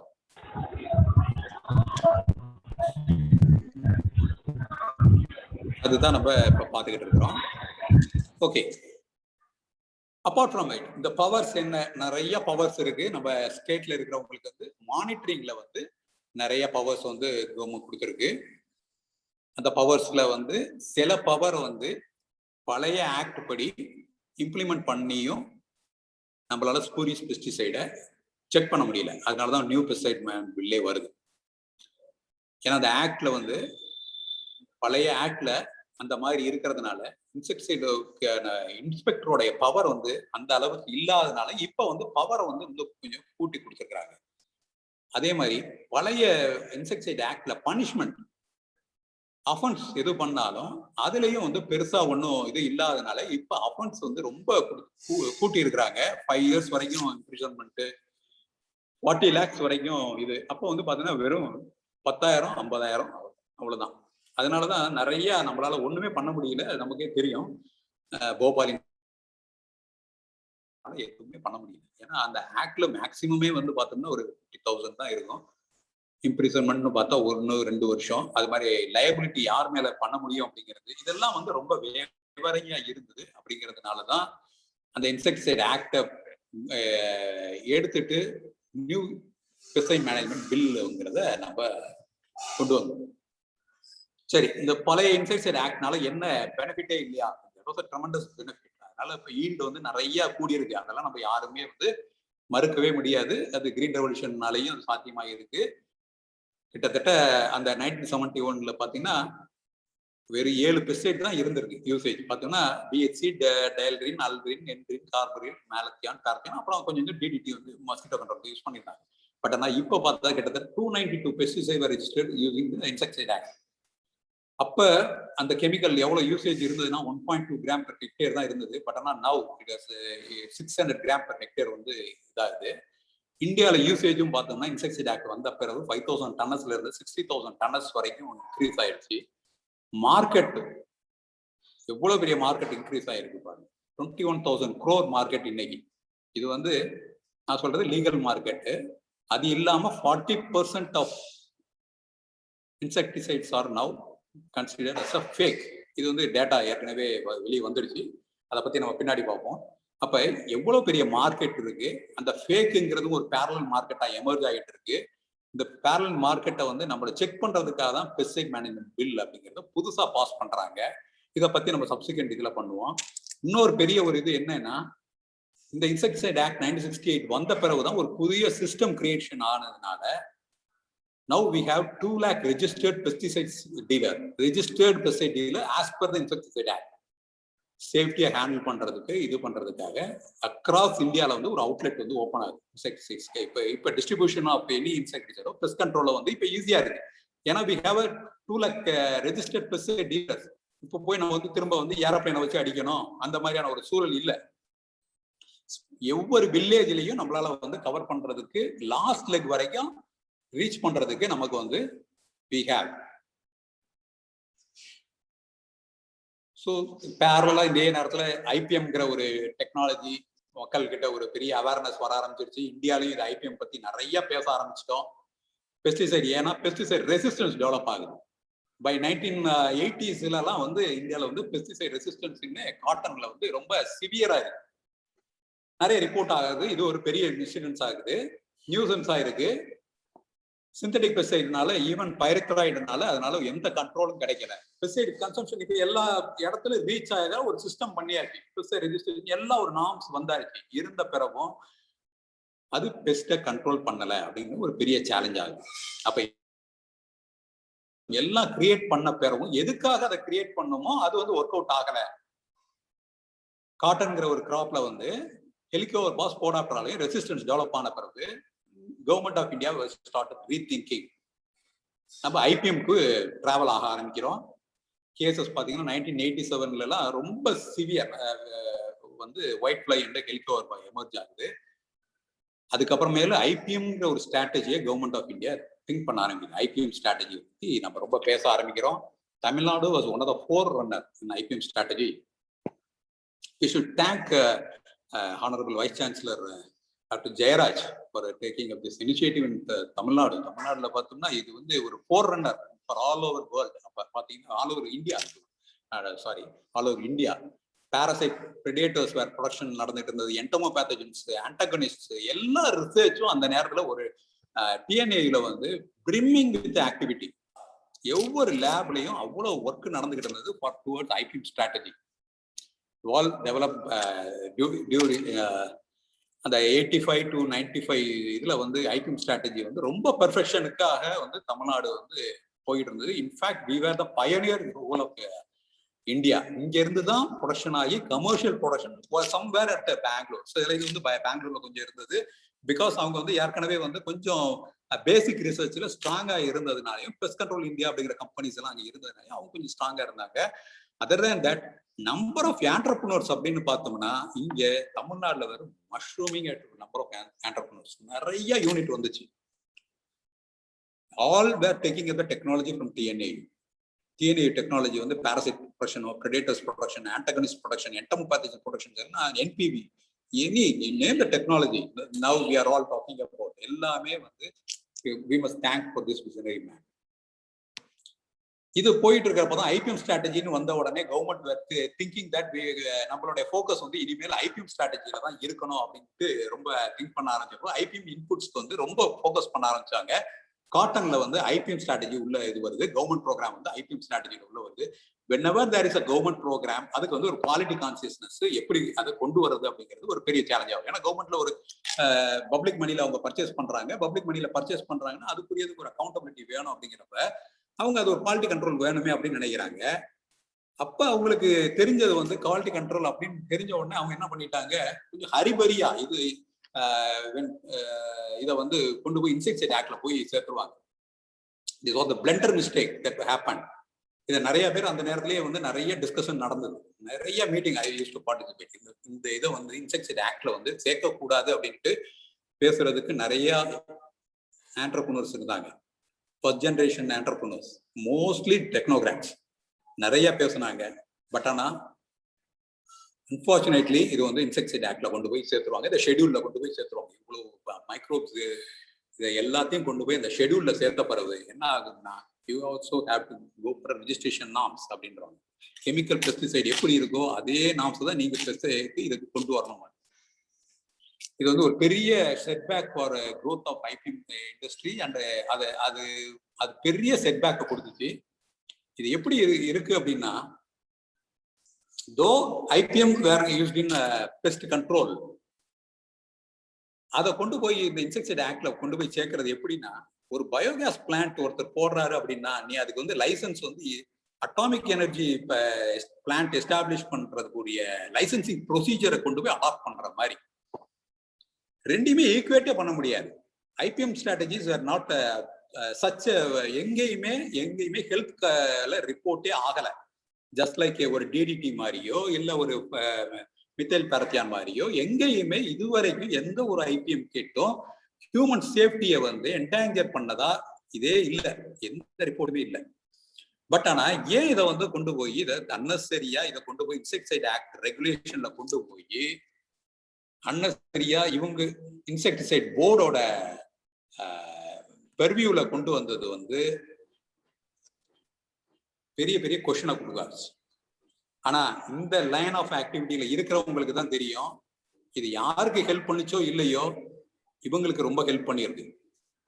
எஸ், ரெஜிஸ்ட்ரேஷன் கமிட்டியோட ஒப்பாக்னஸும் அதோடைய ஒரு டிரான்ஸ்பேரன்சி இல்லாத ஒரு ப்ராசஸும் இந்த ஐபிஎம் கிட்ஸ் வந்து அவங்களுக்கு ஒரு பெரிய ஒரு ஆப்பர்ச்சுனிட்டியை கொடுத்துச்சு.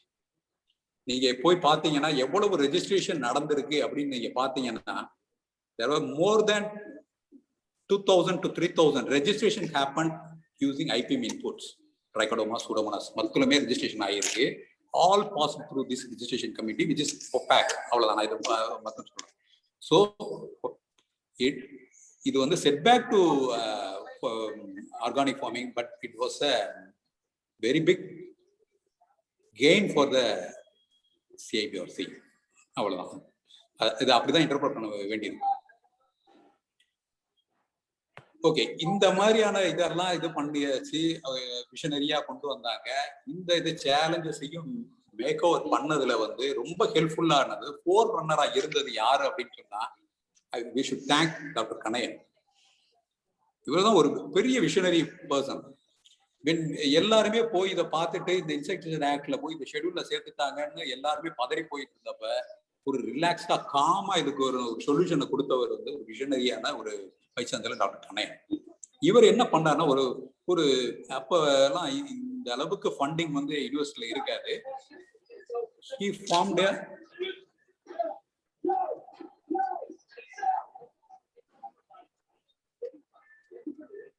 அவர் ஒரு பிரைவேட் பப்ளிக் பார்ட்னர்ஷிப்பை ஃபார்ம் பண்றாரு. என்ன பண்ணவர் அப்படின்னா ஸ்மால் பிளேயர்ஸ் எல்லாரையுமே வந்து he asked to give some money to university for taking up the research for generation of data and submission to registration committee அப்படின்ட்டு இது பண்ணுவாரு. இது வந்து இன்னோவேட்டிவ் ஸ்டெப், யாருமே அந்த மாதிரி எடுக்க மாட்டாங்க. அவர் சேலஞ்சா எடுத்த பிறகு தமிழ்நாடு முழுக்க இருக்கக்கூடிய ஸ்மால் ஸ்டேக் ஹோல்டர்ஸ் எல்லாருமே அவங்களால முடிஞ்ச அளவு 10,000 25,000 அப்படின்னு சின்ன பாக்கெட் மணியா எடுத்து கொண்டு போய் they donated to university.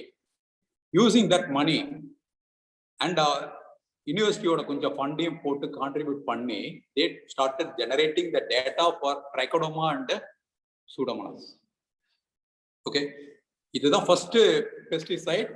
Trichoderma and Pseudomonas fluorescens that was coming from TNA was the first innovation that has to be registered under Insect Act.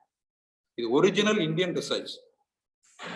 Doctor Vidyasagar பெரிய சயின்டிஸ்ட் எல்லாம் ஒர்க் பண்ணது, பப்ளிக் ஃபண்டை வச்சு யூஸ் பண்ண இது எல்லாமே திரும்ப பப்ளிக் ஃபோரத்துக்கு கொண்டு வர்றதுக்கு என்னதான் ஆக்ட் எல்லாம் கொடுத்து ஒரு செக் வச்சாலும் அதை ஒரு விஷனரியா ஒரு சிஸ்டமேட்டிக்கா அதை வந்து அதை ஓவர் கம் பண்ணி அதுக்கு ஒரு சொல்யூஷன்ஸும் இவர் கொடுத்து டுடே இன்னைக்கு ட்ரைகோடர்மாவும் சூடோமோனாஸும் இவ்வளவு ரெஜிஸ்ட்ரேஷன் ஆயிருக்கு அப்படின்னா அதுக்கு ஒரு பெரிய ஒரு ரோல் மாடல். அது இந்த ப்ராப்ளத்தை ஓவர் கம் பண்ணதுல வந்து டாக்டர் கண்ணையனை வந்து we should remember. ஏன்னா அவர் அன்னைக்கு அதை எடுக்கலைன்னா இன்னைக்கு நிறைய இது வந்து இந்த அளவுக்கு வளர்ந்துருக்குமா? இவ்வளவு இன்னைக்கு பாக்குறோம், இதுல நிறைய பிரச்சனை இருக்கு, நம்ம அதுக்கு அடுத்த இதுல பார்ப்போம்.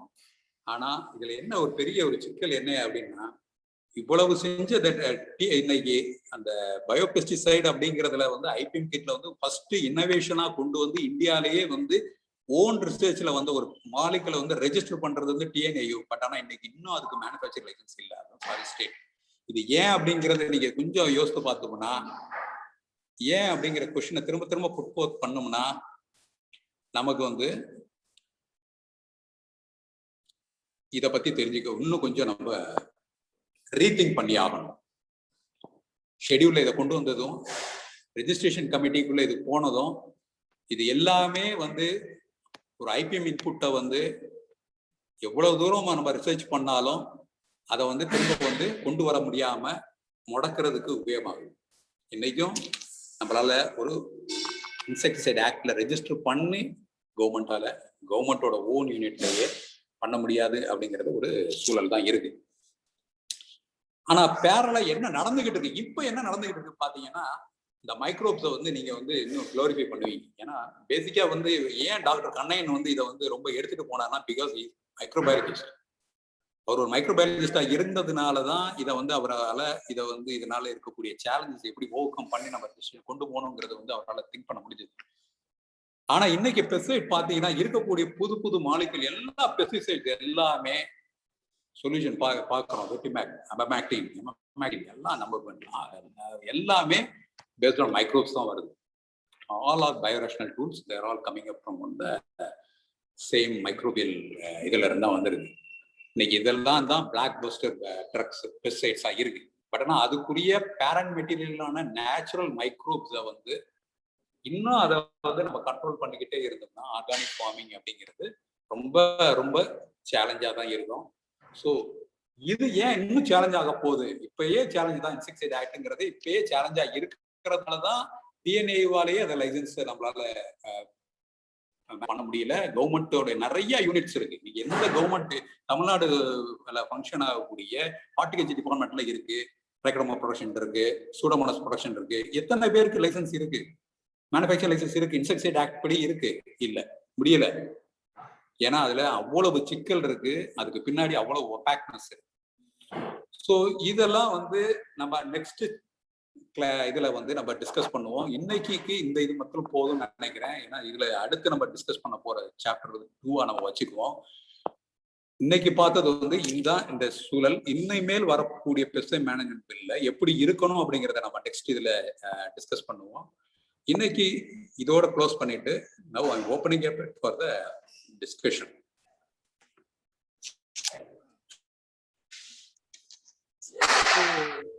திரு பழனீஸ்வர் அவர்களுக்கு நமது குழுவின் சார்பில் எனது நன்றியை தெரிவித்துக் கொள்கிறேன். அருமையான பிரசன்டேஷன், பல்வேறு கருத்துக்கள், பல விஷயங்கள் நமக்கு தெரிவிக்கப்பட்டன. இப்போது இது தொடர்பான இந்த தகவல் தொடர்பான விவாதங்கள் துவக்கப்பட உள்ளன. ஒவ்வொருவராக கேள்வி கேட்டு பதில் பெற்றுக்கொள்ளுமாறு கேட்டுக்கொள்ளுகிறேன்.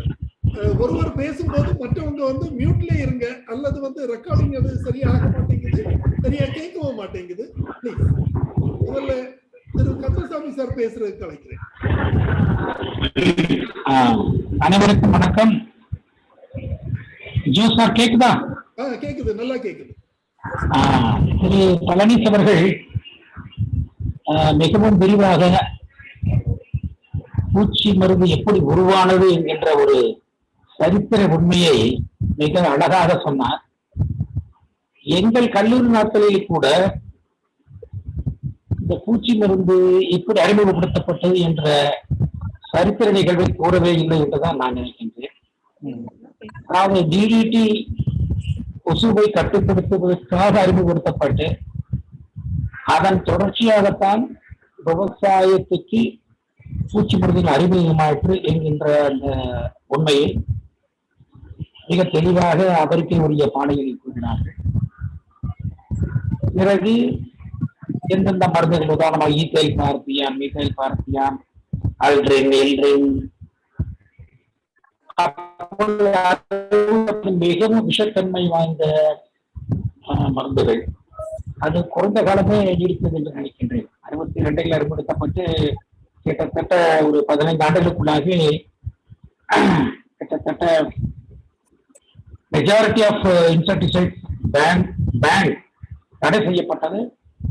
அதற்கு பிறகு அந்த மருந்துகளுக்கு பிறகுதான் அந்த ஈத்தைல் தயாரித்தால் பாலிடால் என்று சொல்லக்கூடியது மெட்டாசிட் என்று மாற்றி ஈத்தைலை மீத்தைல் தயாரித்தான் என்று சொல்லி அறிமுகப்படுத்தப்பட்டு அது விவசாயிகள் மத்தியிலே அறிமுகப்படுத்தப்பட்டு இன்று வரை தொடர்ந்து நடைபெற்றுக் கொண்டு வருகிறது. இதனிடம் நாம் புரிந்து கொண்டது, பூச்சி மருந்துகள் விவசாயத்துறைக்கு எப்படி அறிமுகமாயிற்று, எந்தெந்த விஞ்ஞானிகள் காரணமாக இருந்தார்கள், மத்திய அரசின் பணி என்ன, மத்திய அரசு சென்ட்ரல் இன்செக்டிசைட் போர்டு உருவான விதம், அதற்காக அந்த கமிட்டி உருவான விதம், அதை தொடர்ந்து இடைவெளி விசாரணைகள் உருவான விதம், பல்கலைக்கழகங்களிலே ஆராய்ச்சிகள் நடைபெற்ற விதம், அந்த ஆராய்ச்சிகளுக்கு உறுதுணையாக இருந்த துணைவேந்தர்கள், இவர்களை பற்றி அந்த சரித்திரத்தை மிகவும் தெளிவாக சொன்னார்கள். ஒரு புதிய பற்றி அவர் ஆரம்பிக்கவில்லை. அடுத்த ஒரு வாய்ப்பு கிடைக்கும் போது அவர் தெளிவாக சொல்வார் என்று நினைக்கின்றேன். அவருடைய இன்றைய பங்களிப்புக்கு எனது வாழ்த்துக்கள். நன்றி. நன்றி திரு கந்தசாமி சார் அவர்களுக்கு நன்றியை தெரிவித்துக் கொள்கிறேன். சிதம்பரம் சார் பேச கேட்டிருக்காங்க. அதுக்கு முன்னாடி ஒரு நிமிஷம், அதுக்கு முன்னாடி காஜா நஜ்முதீன் சார் ஒரு சீனியர் ஓய்வு பெற்ற மூத்த வேளாண்மை துறையின் துணை இயக்குனர் ஆவார். அவங்க பேசுறது கேட்டிருக்காங்க. பிளீஸ். Hello sir. சார் வணக்கம். இன்றைக்கு திரு பழனீஸ்வரர் உடைய விரிவுரை, அதாவது எப்படின்னு சொல்ல முடியல, very very very very excellent. அதே சமயத்துல அவருடைய குரலும் மிக அழகாக இருந்தது, கோர்வையாக இருந்தது. ஆனா அந்த அவருடைய அந்த பூச்சி மருந்து எப்படி இங்க உள்ள நுழைஞ்சதுங்கிறத நான் இன்னும் கொஞ்சம் நீடிக்கும் போல் நினைச்சேன். நல்ல வேளை இன்னைக்கு பார்ட் 1 அவர் பண்ணிட்டு பார்ட் 2 அடுத்த வாரம் பண்றேன். அந்த அளவுக்கு ரொம்ப பிரமாதமா சுருக்கமா எல்லாமே சொல்லியிருக்காரு. நேஷனல் மலேரியா எரடிகேஷன் ப்ரோக்ராம் நான் அப்போ 5வது வகுப்பு 6வது வகுப்பு படிச்சுட்டு இருக்கேன். எங்க வீடுகள்லாம் அடிச்சுட்டு இருக்காங்க. அப்பவுமே அந்த பூச்சி அந்த டிடிடி மருந்தினுடைய தாக்கம் எனக்கு இன்னும் ஞாபகப்படுத்திக்கிட்டு இருக்கு. அதுக்கு பிறகு பூச்சி மருந்து எந்த அளவுக்கு உள்ள நுழைஞ்சதுங்கிறத நம்ம பார்த்துட்டோம். ஏன்னா நானும் குவாலிட்டி கண்ட்ரோல்ல இருந்தேன், ரொம்ப நாளா இருந்தேன் குவாலிட்டி கண்ட்ரோல். அப்ப both fertiliser and insecticide pesticide ரெண்டுக்கும் எனக்கு கொஞ்சம் அனுபவம் கிடைச்சது. அது அதனால அவர் இன்னைக்கு சொன்ன இது ரொம்ப வெரி எக்ஸலன்ட். அவருடைய குரல் எனக்கு ரொம்ப பிடிச்சது. அதாவது அதை கேட்க விரும்பாதவர்கள் கூட கேட்க விரும்பும் அளவுக்கு அவருடைய குரலும் ஒத்துழைத்தது. ஆகவே இன்று அவருடைய விரிவுரை மிகவும் இதா இருந்தது. அதனால இதை பத்தி அவர் சொன்ன விவரங்கள் எல்லாருடைய மனதிலும் பதிந்து விட்டு இருக்கின்றன. ஆகவே அடுத்த இதில் மற்றபடி நாம் இந்த இன்செக்டிசைட் ஆக்டை பற்றி தெரியக்கூடிய ஒரு வாய்ப்பு அதிகமா இருக்கிறது என்று சொல்லி இந்த வாய்ப்பை கொடுத்த ஃபார்ம் கிராஜுவேட் தமிழ்நாடு என்னுடைய மனமும் நன்றியை தெரிவித்துக் கொள்கிறேன். நன்றி சார், மிக்க நன்றி. அடுத்ததாக திரு சிதம்பரம் அவர்கள், வேளாண்மை துணை இயக்குனராக இருந்து ஓய்வு பெற்ற திரு சிதம்பரம் அவர்கள் தனது கருத்தை தெரிவிப்பார். எல்லோருக்கும் வணக்கம்.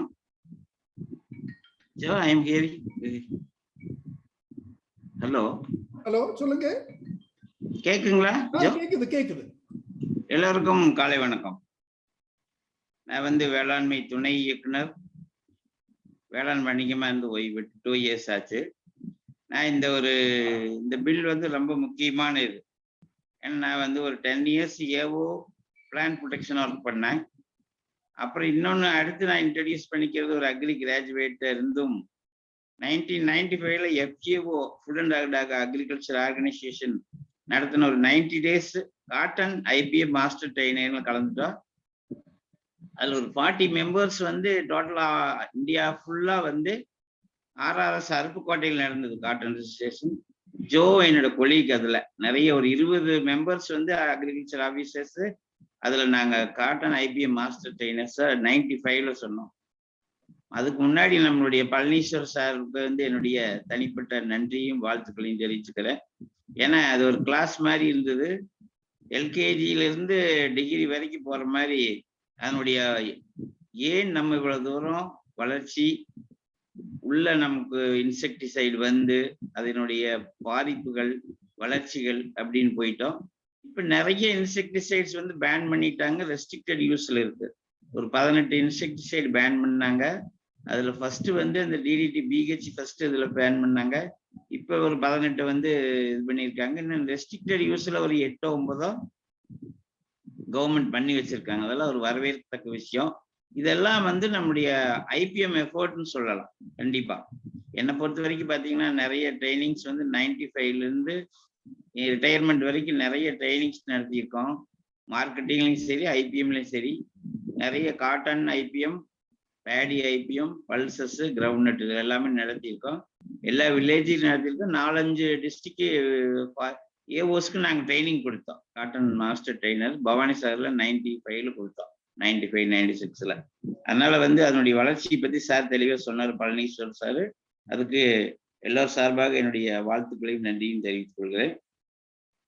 இப்போ இருக்க இந்த மேனேஜ்மெண்ட் பில், முதல்ல இன்செக்டிசைட் ஆக்ட் இருந்துச்சு. அது மேனேஜ்மெண்ட் பில்லுங்கிறது வரவேற்கத்தக்கது. ஏன்னா இப்போ நம்ம மியர் இன்செக்டிசைடு மட்டும் ரெக்கமெண்ட் பண்றது இல்லை. நமக்கு தெரியும் காட்டன் வந்து 5% ஏரியா இருந்தா கூட 50% கன்சம்ஷன் வந்து இன்செக்டிசைடு காட்டன் ஒன்லி. மற்றது ரெஸ்ட் ஆஃப் த கிராப் தான் மற்ற எடுத்துக்கிறோம். இப்போ முதல்ல எடுத்து பார்த்தோம்னா நம்ம கிராப் ப்ரொடக்ஷன் கைடுன்னு ஒன்று வச்சிருக்கோம் அக்ரிகல்ச்சர் அண்ட் ஹார்டிகல்ச்சர்ல. அதுல ஷெட்யூல் பேஸ்டா இருந்துச்சு. ஷெட்யூல் பேஸ்டு இன்செக்டிசைட் பிரைஸ் தான் இருக்கும். பட் அதுக்கு பின்னாடி தான் இந்த இடிஎல் கான்செப்ட் எல்லாம் வந்துச்சு. டிஎன்ஏல வந்து அதுக்கு பின்னாடி வந்த VCA vice chancellor doctor Kannaiyan, நாங்களாம் அப்பதான் படிச்சிருந்தோம் 83ல முடிக்கும் போது.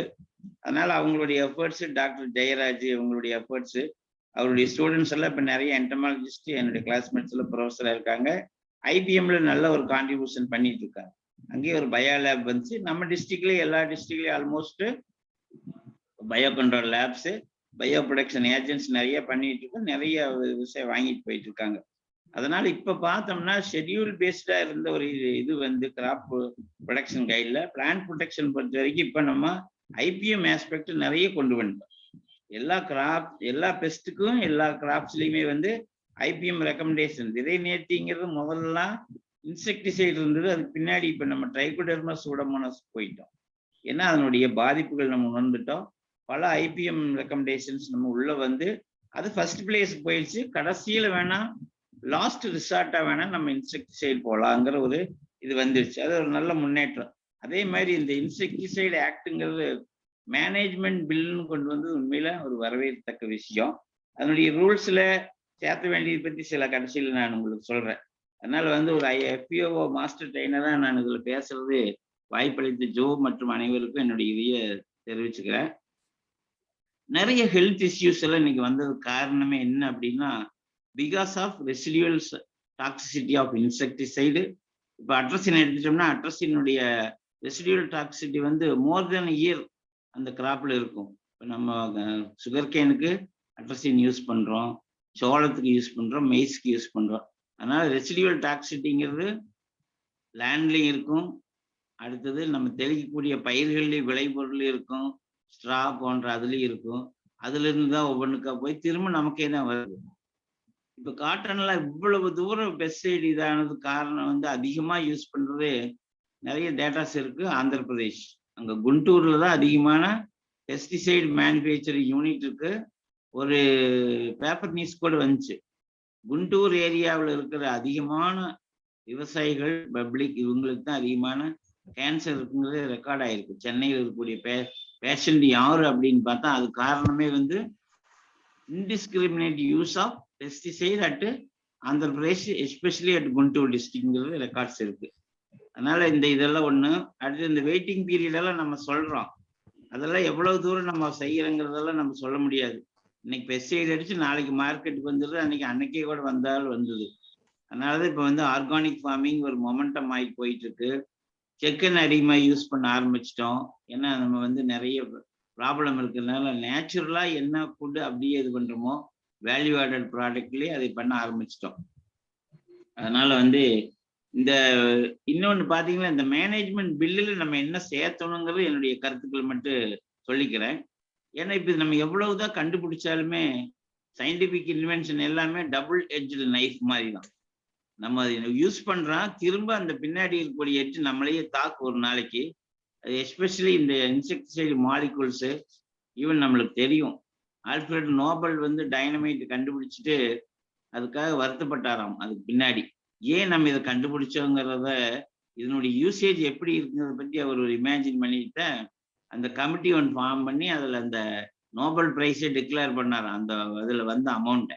அதனால எவ்ரி இன்வென்ஷனுக்கு பின்னாடி என்ன இல் எஃபெக்ட்ஸோ பின்னாடி என்ன வருதுன்னு நம்மளுக்கு தெரியாது. பட் ஒன்ஸ் அதை யூஸ் பண்ணும்போது நல்லா இருக்கும். பட் அதனுடைய எஃபெக்ட் வந்து எவ்வளவு இருக்குதோ, டாக்ஸிட்டியோ எனிதிங். மெத்தில் ஐசோசயனைடுனால 1983 வந்து அந்த போபால் கேஸ் ட்ராஜடி நடந்தது. அதனுடைய கிளைம் இன்னைக்கு கூட முழுசா அந்த இவங்களுக்கு பாதிக்கப்பட்டவர்களுக்கு போச்சாங்கிறது சந்தேகமே தான். அதனால வந்து ஆக்ட் நிறைய இருக்கு. அந்த மேனேஜ்மெண்ட் பில் இப்போ நம்ம இன்செக்டிசைடு இப்போ 292 இன்செக்டிசைட்ஸ் ரெஜிஸ்டர் ஆயிடுன்னு சொன்னாரு சாரு. கரெக்ட் தான். இப்போ இது வந்து நம்ம எப்படி ஹேண்டில் பண்றது, எப்படி இந்த லைசன்சிங் இது பண்றதுங்கிறது ரொம்ப முக்கியம். ஹேண்ட்லிங் ஏஜென்சிஸ் வந்து இது எவ்வளவு பர்ஃபெக்டா பண்றாங்கிறது சொல்லவே முடியாது. ஏன்னா கண்டுபிடிச்சதோ ரெக்கமெண்டேஷன் டிஎன்ஏல இவ்வளவுதான் தெளிக்கணும்னு கொடுக்குறோம், நம்ம டிபார்ட்மெண்ட்லயும் ரெக்கமெண்டேஷன் கொடுக்குறோம். இப்ப வந்து நம்ம லைசன்சிங் வாங்குறதுக்கு அக்ரியினுடைய இது இருந்தது, கண்டிப்பா லைசன்ஸ் கொடுக்குறது ப்ரொசீஜர்ஸ் எல்லாம் மாத்திட்டாங்க. அது ஒரு வரவேற்கத்தக்க விஷயம். அதையே வந்து நம்ம பர்ஃபெக்டா பண்ணலாங்கிறது நம்ம ஒன்று வாட்ச் பண்ணணும். அந்த மேனேஜ்மெண்ட் பில்ல வந்து ரீட்டைல் அவுட்லெட் லைசன்சிங் அதுக்கு தேவையான குவாலிஃபிகேஷன் வந்து இன்னும் நம்ம சிறப்பாக டிப்ளமா அக்ரிங்கிறது எப்படி செய்யணுங்கிறது எல்லாம் கொடுக்கணும். அடுத்தது அவங்க ரெக்கமெண்ட் பண்றது பார்த்தீங்கன்னா, சில விவசாயிகள் எப்படி நேரடியாக போய் மருந்து வாங்கிக்கிறாங்களோ, பையில காமிச்சு வாங்குறாங்க, காமிக்காம வாங்குறாங்க. நிறைய ட்ரைனிங்ஸ் கொடுத்துருக்கோம். இந்த இன்புட் டீலர்ஸ்க்கு நாங்கள் ஐபிஎம்ல நிறைய கொடுத்து, இந்த மருந்து தான் நீங்கள் கொடுக்கணும், இவ்வளவுதான் கொடுக்கணும், தேவைன்னா கொடுக்கணுங்கிறதெல்லாம் நம்ம சொல்லியிருக்கோம். நம்மளுக்கு தெரியும் இன்செக்டிசைட் பொறுத்த வரைக்கும் பார்த்தீங்கன்னா நிறைய கிரேட்ஸ் 4 கிரேட்ஸ் இருக்கு. கிரீனு, எல்லோ, ரெட்டு, ப்ளூ, இந்த மாதிரி based on the toxicity of that insecticide. First வந்து insecticide which are non toxic to defenders, அதுதான் ரெக்கமெண்டேஷன் கொடுத்தோம். பட் இப்போ பார்த்துருக்கிற மாலிகுல்ஸ் எல்லாம் பார்த்தீங்கன்னா நிறைய மாலிகுல்ஸ் வந்து எவ்வளவு தூரம் டிஃபெண்டர்ஸ், அதாவது நேச்சுரல் எனிமீஸ் பாதிக்குங்கிறது சொல்ல முடியாது. அது வந்து நிறைய காட்டணும். நாங்கள் அந்த 90 days அருப்புக்கோட்டை ட்ரைனிங் நிறைய ஸ்டடி பண்ணோம். டாக்ஸிட்டி ஆஃப் த கெமிக்கல்ஸ்னுடைய இதெல்லாம் நிறைய ப்ராக்டிக்கலாக பண்ணோம் உட்காந்து அந்த குரூப் வைஸா. அதனால இந்த ரீட்டைல் அவுட்லெட்ஸ் லைசன்ஸ் கொடுக்கும்போது ஸ்ட்ரிக்டாக நம்ம இன்னும் பண்ணணுங்கிறத நம்ம அந்த ஆக்ட்ல ரூல்ஸில் நம்ம கொண்டு வரணும். அடுத்தது ஸ்ப்ரேயிங். என்னதான் ரீட்டைல் அவுட்லெட் இருந்து கொடுத்தாலுமே இந்த ஸ்ப்ரேயிங் பண்றாங்க பாருங்க, அவங்க பண்ற இது பார்த்தீங்கன்னா ரொம்ப டூ மச்சா இருக்கும். அது நம்மளால ஒன்றும் கண்டுக்கவே முடியாது. நம்ம என்ன ரெக்கமெண்ட் பண்றோம், அவங்க என்ன யூஸ் பண்றாங்கிறது தெரியாது. மிக்சர் ஆஃப் காக்டைல் மிக்சர் பண்றது, அப்புறம் ஓவர் டோஸ் கொடுக்கறது, இது எல்லாமே வந்து இப்போ நியூ பெஸ்ட் நிறைய வந்திருக்கு. பார்த்தீங்கன்னா முதல்லலாம் ஒயிட் ஃப்ளைங்கிறது ஒரு நம்ம லேப் படிச்சு பார்த்துட்டு கூட மாட்டோம் நம்ம படிக்கும்போது. பட் இன்னைக்கு ஒயிட் ஃப்ளைஸ் வந்து நிறைய மெனாஸ் ஆகி போச்சு. பப்பாயா ஒயிட் ஃப்ளை வந்தது, மீலிபெக் வந்தது, சுகர் கேன்ல. இதெல்லாம் கண்ட்ரோல் பண்றதுக்கு முன்னாடி என்னன்னு போனீங்க பார்த்தீங்கன்னா ஒரு பயாலஜிக்கல் ஏஜென்ட் தான் நம்ம தேடி போக வேண்டிய சூழ்நிலை. பட் அவ்வளவு பயாலஜிக்கல் ஏஜென்ட் நம்மளால காட்டனுக்கு பண்ணி கொடுக்க வேண்டிய இதாக போச்சு. ஈவன் டேபியோக்காவில் பார்த்தீங்கன்னா அந்த பெஸ்ட்டுக்கு நம்ம அதுக்கு அவ்வளவு தூரம் நம்ம பண்ண முடியாது. கொஞ்சமே இன்டென்டேஷனாக பண்ணி அப்புறம் அதை மல்டிப்ளை பண்ணுறது தான் ஒரே வாய்ப்பாக போச்சு. பட் நல்லா எஃபெக்டிவாக இருந்தது. அதனால இன்செக்டிசைடு வந்து நம்ம அதில் இப்போ வரக்கூடிய ரெக்கமெண்டேஷன் கிராப் ப்ரொடக்ஷன் கைடில் இன்செக்டிசைடு தேவையில்லாத கிராப் என்னை பொறுத்த வரைக்கும் அசைக்க முடியாத நம்பிக்கை என்ன அப்படின்னா, ப்ராக்டிக்கலாக பார்க்கும்போது ஃபுட் கிராப்ஸ்களை எதுக்குமே நம்ம இன்செக்டிசைடு போக வேண்டிய அவசியமே கிடையாது. எஸ்ஆர்ஐ மெத்தடு, அப்புறம் பயாலஜிக்கல் இது, ஈவன் ஸ்ப்ரேயிங், அது ஃபங்கல் டிசீஸ் கூட நம்ம சூடோமோனாஸ், ட்ரைகோடர்மா இதனுடைய இதை வச்சு நிறைய கண்ட்ரோல் பண்ணிடலாங்கிறது. இது விவசாயிகளுக்கு அந்த பெஸ்டைடினுடைய எல்லா எஃபெக்டெல்லாம் ஓரளவுக்கு புரிய ஆரம்பிச்சிருச்சு. இப்போ பார்த்தா இன்செக்டிசைடினுடைய ஆப்டேக் கூட ஓரளவுக்கு குறைய ஆரம்பிச்சிருச்சு. அது உணர ஆரம்பிக்கிறாங்க.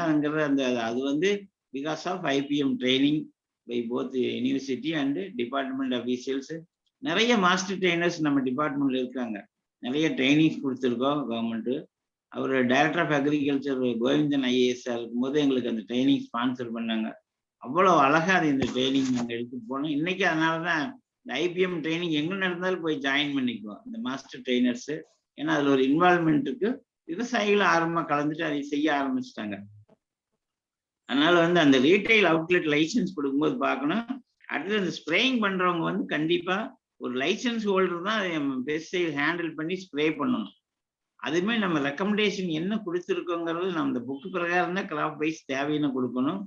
அந்த ரீட்டைல் அவுட்லெட்ல கண்டிப்பா பயோ பெஸ்டிசைடு அதிகமா அவங்க வாங்கி ஸ்டோர் பண்ணியிருக்கணும். தேவையான 1-2 இருந்தா மட்டுமே வந்து இன்செக்டிசைடு போகணுங்கிறது. அவங்க பிசினஸ் பண்றாங்க, அதை நம்ம வேண்டாம்னு சொல்லல.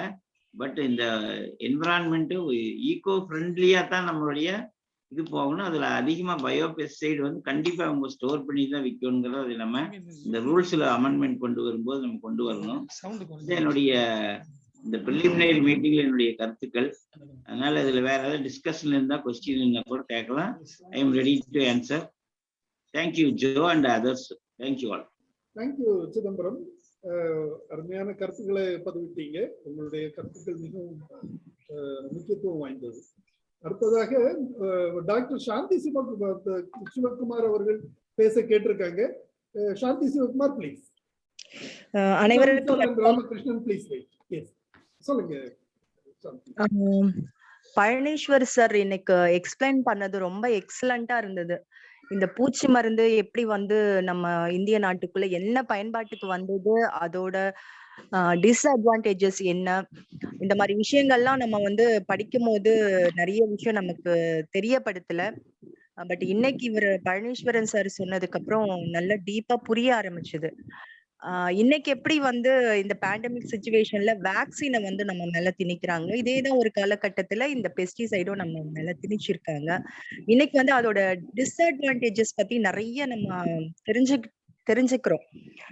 பட் இதுல இருந்து எப்படி வெளியே வர போறோம்? இந்த ஆக்ட் வந்து இப்ப சார் சொன்னதுல புரிஞ்சது, தமிழ் ஸ்டேட் கவர்மெண்ட் வந்து இதுல எந்த ஸ்டெப்பும் எடுக்க முடியாது, சென்ட்ரல் கவர்மெண்ட் தான் எடுக்க முடியும் அப்படிங்கிறது. ஸோ இவ்வளோ பெஸ்டிசைட்ஸ் இருக்கு, இதை எப்படி கண்ட்ரோல் பண்றது?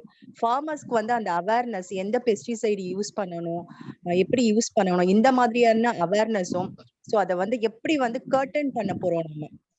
ஸோ இது வந்து சார் கொஞ்சம் எக்ஸ்பிளைன் பண்ணாங்கன்னா, ஸோ நெக்ஸ்ட் செஷன் இருக்கும்னு நினைக்கிறேன், எக்ஸ்பிளைன் பண்ணாங்கன்னா நல்லா இருக்கும். தேங்க்யூ. தேங்க்யூ மிஸ்டர் சாந்தி சிவகுமார். அந்த பழனீஸ்வர் சார் 3 phases இதை நடத்துறாங்க. இன்றைக்கு ஃபர்ஸ்ட் ஃபேஸ் தான் முடிஞ்சிருக்கு. இன்னும் 2 phases of discussion we have. So in the coming weeks you will get that program. Thank you. இப்போது திரு கந்தசாமி சார் அவங்க திருப்பி ஏதோ ஒரு சந்தேகம் கேட்கிறாங்க. Kandasamy sir please. இவரு திரு சிதம்பரம் அவர்கள் பேசும் பொழுது அந்த IPM integrate best management, best surveillance, இதை பற்றி மிகவும் பெருமையாக கூறினாங்க.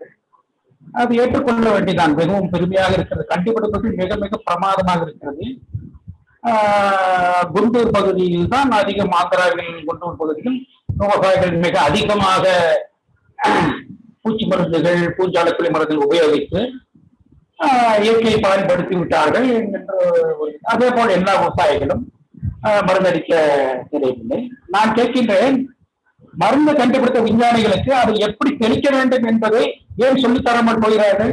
எங்கே கட்டுப்பாடு இருக்கிறது விவசாயிகளை கட்டுப்படுத்துவதற்கு? ஆபத்து தகுந்த கெமிக்கலை ஃப்ரீயாக உபயோகிக்க அனுமதித்தால் இது என்ன ஒரு சட்டம்? Keep it out of reach of children என்று சாதாரணமாக எழுதி வைத்தால் போதுமா? அது எப்படி கட்டுப்படுத்துவது, எப்படி உபயோகிப்பது என்று அவருக்கு ஒரு டாக்டர் சொல்வது போல சொல்லுவதற்கு ஒரு முறை இருக்க வேண்டும். அந்த முறை இல்லை. இந்த நிலை நீடித்தால் இது இப்படியே.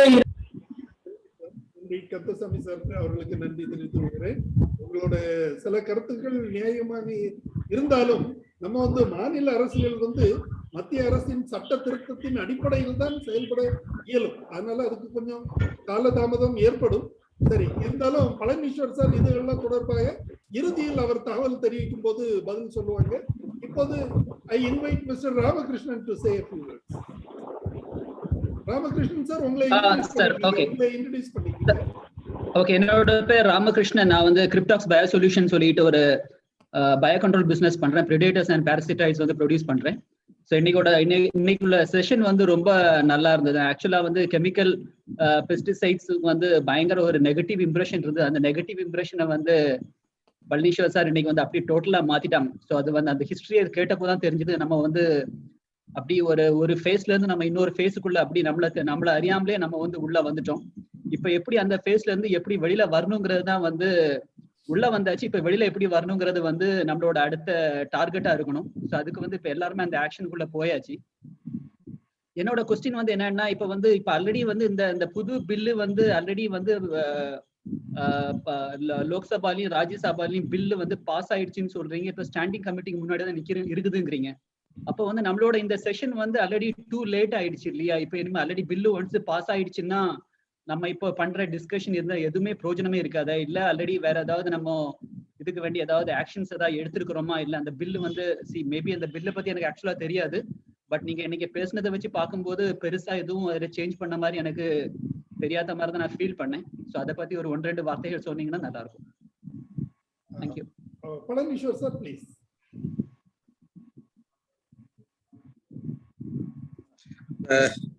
ஆமா, ராமகிருஷ்ணன் சொன்ன மாதிரி இப்ப பில் வந்து ஒரு ஸ்டாண்டிங் கமிட்டி முன்னாடி இருக்கு. ஸ்டாண்டிங் கமிட்டி மெம்பர்ஸ் எல்லாம் நோட்டிஃபை பண்ணியிருக்காங்க.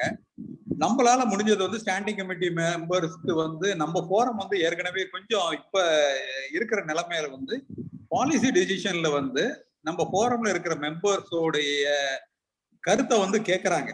அதனால இந்த நம்ம போரம் மூலமா வந்து இதை வந்து ஒரு representation to the standing committee members we can make.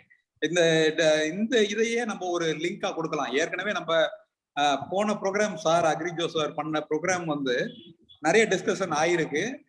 Policy makers அதை கன்சிடரேஷன் பண்ணியிருக்கிறாங்க.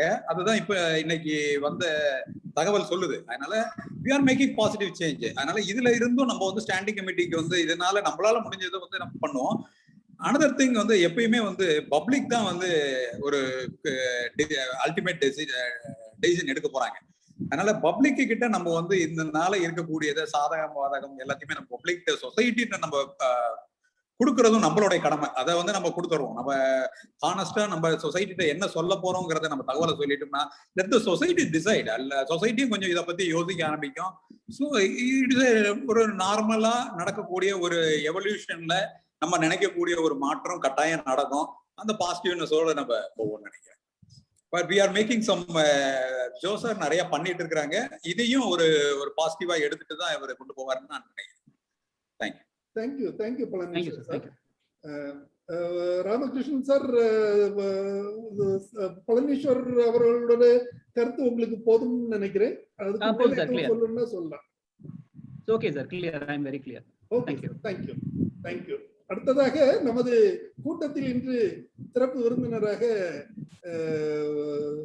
திரு பொன்னுசாமி சார் அவர்கள் வருகை புரிந்துள்ளார்கள். பொன்னுசாமி சார் வந்து former DSC, director of seed certification and organic certification, Coimbatore. அந்த டிபார்ட்மெண்டோட department head, technical man department ஹெட்டா இருந்தவங்க. ஸோ அவங்களுடைய கருத்துக்கள், இந்த நிகழ்ச்சி தொடர்பாக அவங்களுடைய கருத்துக்களை கேட்போம். Sir please, Ponnusamy sir please unmute பண்ணிட்டு கொஞ்சம் உங்க கருத்துக்களை சொல்லுங்க sir. Please sir. Sir unmute பண்ணிக்கீங்க, மியூட்ல இருக்கீங்க. எஸ் சார், இப்ப கேக்குதா? கேக்குது சார். Sir welcome to all sir. எல்லா கிராஜுவேட்ஸையும் பார்க்கறது ரொம்ப சந்தோஷமா இருக்கு. நான் retirement 2012. Basically I am a chemistry man. MSc soil science, agriculture chemistry. Doctor Sriramulu student. நீங்க சொன்ன அவர் டாக்டர் ஜெயராஜ் கிட்ட எண்டமாலஜி யூஜியில் படிச்சுருவேன். டிபார்ட்மெண்ட்ல நான் ஜாயின் பண்ணும்போது எக்ஸ்டென்ஷன்ல இருந்தேன். தென் வந்து லேபுக்கு வந்துட்டேன். என் லேப் சர்வீஸ்ல ஃபெர்டிலைசர் 13 வருஷம், பெஸ்டிசைட் 10 வருஷம் ஏஎஸ் இருந்தேன். அப்புறம் ஜேடிஏ குவாலிட்டி கண்ட்ரோல் 4 வருஷம் இருந்தேன்.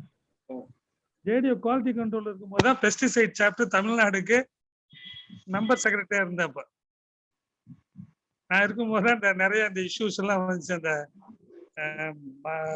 ட்ரிங்கிங் வாட்டர்ல கலக்கிறது, இதெல்லாம் வந்து இஷ்யூஸ்ல நான் மீட்டிங்ல அட்டன் பண்ணேன். 13th meeting at new Delhi. நீங்க பேசிக்கலாம் கேட்கும்போது சந்தோஷமா இருக்கு. இந்த ஸ்கிரீனிங் கமிட்டி இதெல்லாம் it's very very very interesting. Youngsters இப்ப இவ்வளவு ஆர்வமா உள்ளுக்குள்ள அதுலயும் யூனிவர்சிட்டி ப்ரொஃபசர்ஸ் உடைய ரெஃபரன்ஸ் எல்லாம் கோட் பண்றதை கேட்கும்போது I am very happy, totally very happy and thankful to you all and Joe சாருக்கு.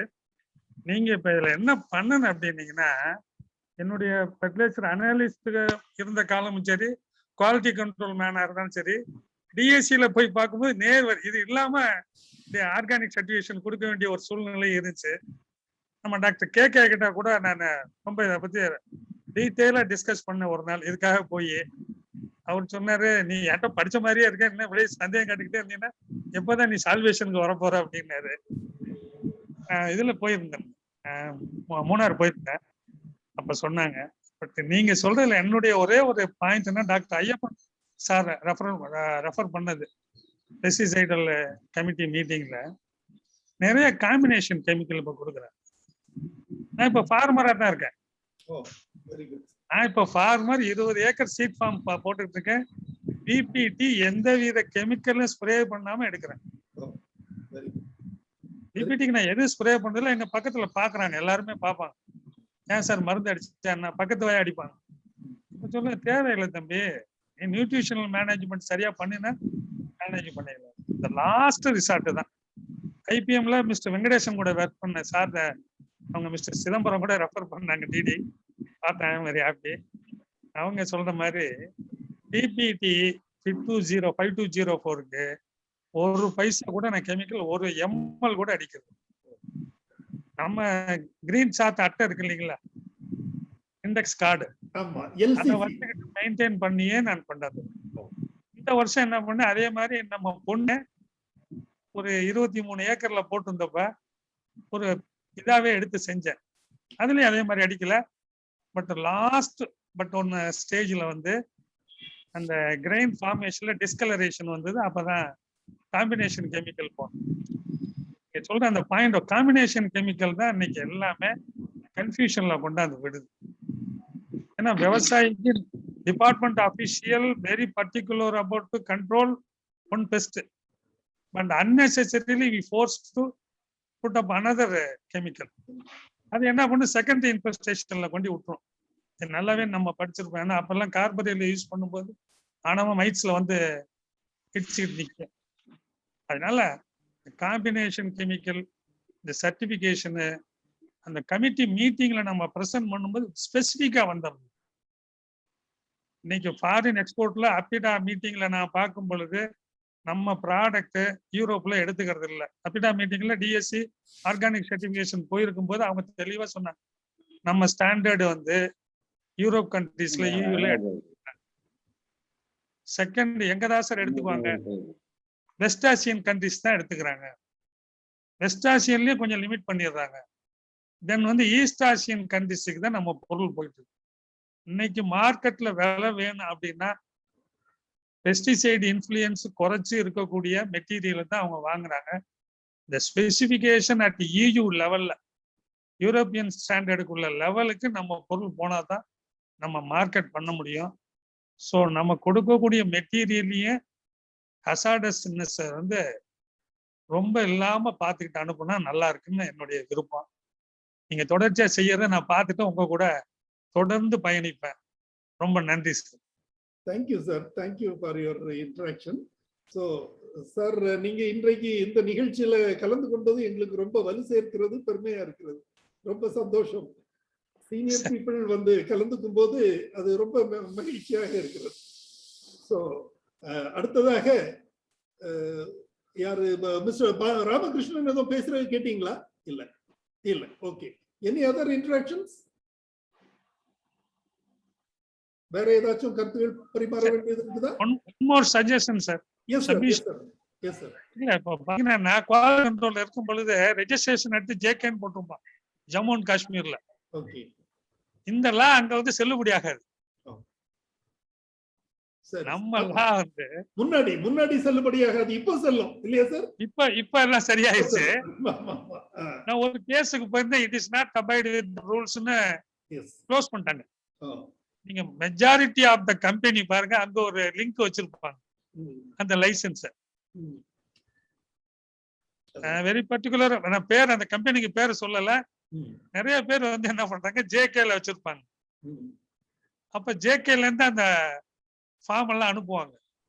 அப்ப என்ன பண்ணாங்க, இங்கே நாங்க கேஸுக்கு அப்பியர் ஆக போங்க அப்படின்னு போனா ஜேகே ரூலுக்கு நம்மளுக்கு ஒத்து வராது. உங்க லிமிட்ல வச்சு பாருங்க. அதனால யாரு என்ன ரிஜிஸ்ட்ரேஷன் பண்ணாலும் தமிழ்நாடுல ஆத்தென்டிகேஷனுக்கு வரும் பொழுது abide with our Tamil Nadu rules and regulations கொண்டாந்தா கொஞ்சம் நல்லா இருக்கும். அத ரெண்டாவது நம்ம மிஸ்யூசர்ஸ் நிறைய எலிமினேட் பண்ணி ஆகணும் சார். ஐஎஸ்ஐன்னு கொண்டுட்டு வந்தீங்க, ஐஎஸ்ஐ தான் நாளா பெரும்பாலும் ரெக்கமெண்ட் பண்றது. இன்னும் வெரி ஃப்ராங்கா சொன்னா எனக்கு கெமிக்கல் நேம் தெரியுமா ஒழிய டெக்னிக்கல் நேம் தெரியும்.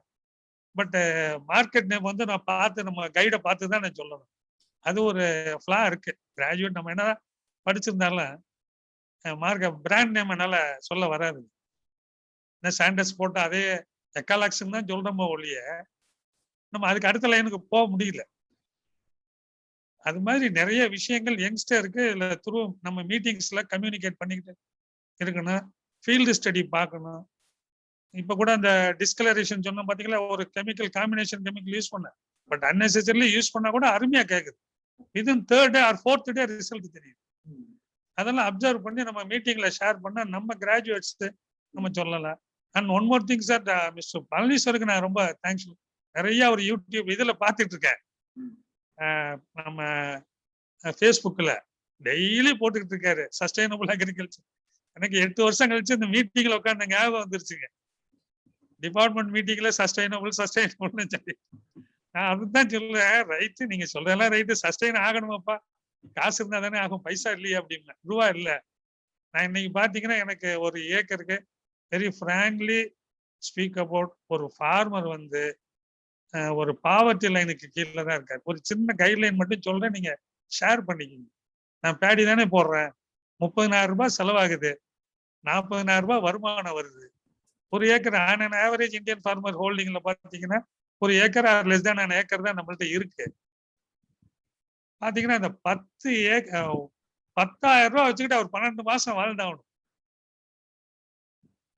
ஸோ அந்த 12,000 ரூபாய் வாழ்ந்தாகணும். அதுக்கு we make some arrangements to cultivate 300 days in a year. 300 நாள் நம்ம சாகுபடி பண்றதுக்கு வாய்ப்பு கொடுக்கணும். It is the bound duty of the government to provide all facility to the farmer. Either they can purchase fertilizer, pesticide, anything. அந்த standard இது பாத்தீங்கன்னா finance கொடுக்குறாங்களே கோஆபரேட்டிவ்ல, அதை பிக்ஸ் பண்ணி இன்னும் 22,000 ரூபாய் வச்சுட்டு இருக்காங்க. என்னைக்கு டிஏ ஏறுது அன்னைக்கு அவன் விவசாயிக்கும் கடன்லயும் ஏத்தி இருந்துங்க. பஞ்சப்படி தானே கொடுக்குறீங்க, நம்ம கொடுக்குறாங்க, டிஏல கொடுக்குறாங்க, பஞ்சத்தை நம்ம மீட் பண்ணிக்கிறோம். விவசாயி எங்க போறான், மணி லெண்டர்கிட்ட போறான். மணி லெண்டர்கிட்ட போனா அவனால ஒன்றும் பண்ண முடியும், மறுபடியும் கடன் ஆயிடுறான். நான் இது பிராக்டிக்கலா நான் வில்லேஜ்ல பாத்துக்கிட்டு இருக்கேன். நீங்க ஹார்வெஸ்ட் ஆகுற அன்னைக்கு டிபிசிக்கு போதோ இல்லையோ ப்ரொக்யூர்மெண்ட் சென்டருக்கு கடன்காரனுக்கு அளந்துருவாங்க. அதெல்லாம் பெஸ்டிசைட்ல இன்னும் ரெண்டாவது பாத்தீங்கன்னா ஒரு மிஸ்கான்செப்ட் தான் இந்த ரைஸ் மில்காரங்க சொல்லி கொடுக்குறாங்க. நீங்க இந்த கெமிக்கல் அடிங்க அதனால பாலிஷ் கிடைக்குது அப்படியெல்லாம் எனக்கு தெரிஞ்சு இல்லை. பெஸ்டிசைட்ல நான் pesticide lab formulation analysis training எல்லாம் படித்தேன். எனக்கு அப்படி யாரும் சொல்லி கொடுக்கல இதுல பாலிஷ் வரும் பாலிஷ் வராதுன்னு. அவங்க மிஸ்டர் பழனிஸ்வருக்கும் என்னுடைய ஹாப்பி அப்ரோச். அந்த அவருடைய டே ஆஃப் லீட் டைம் வந்து ரொம்ப நல்லா இருக்கு.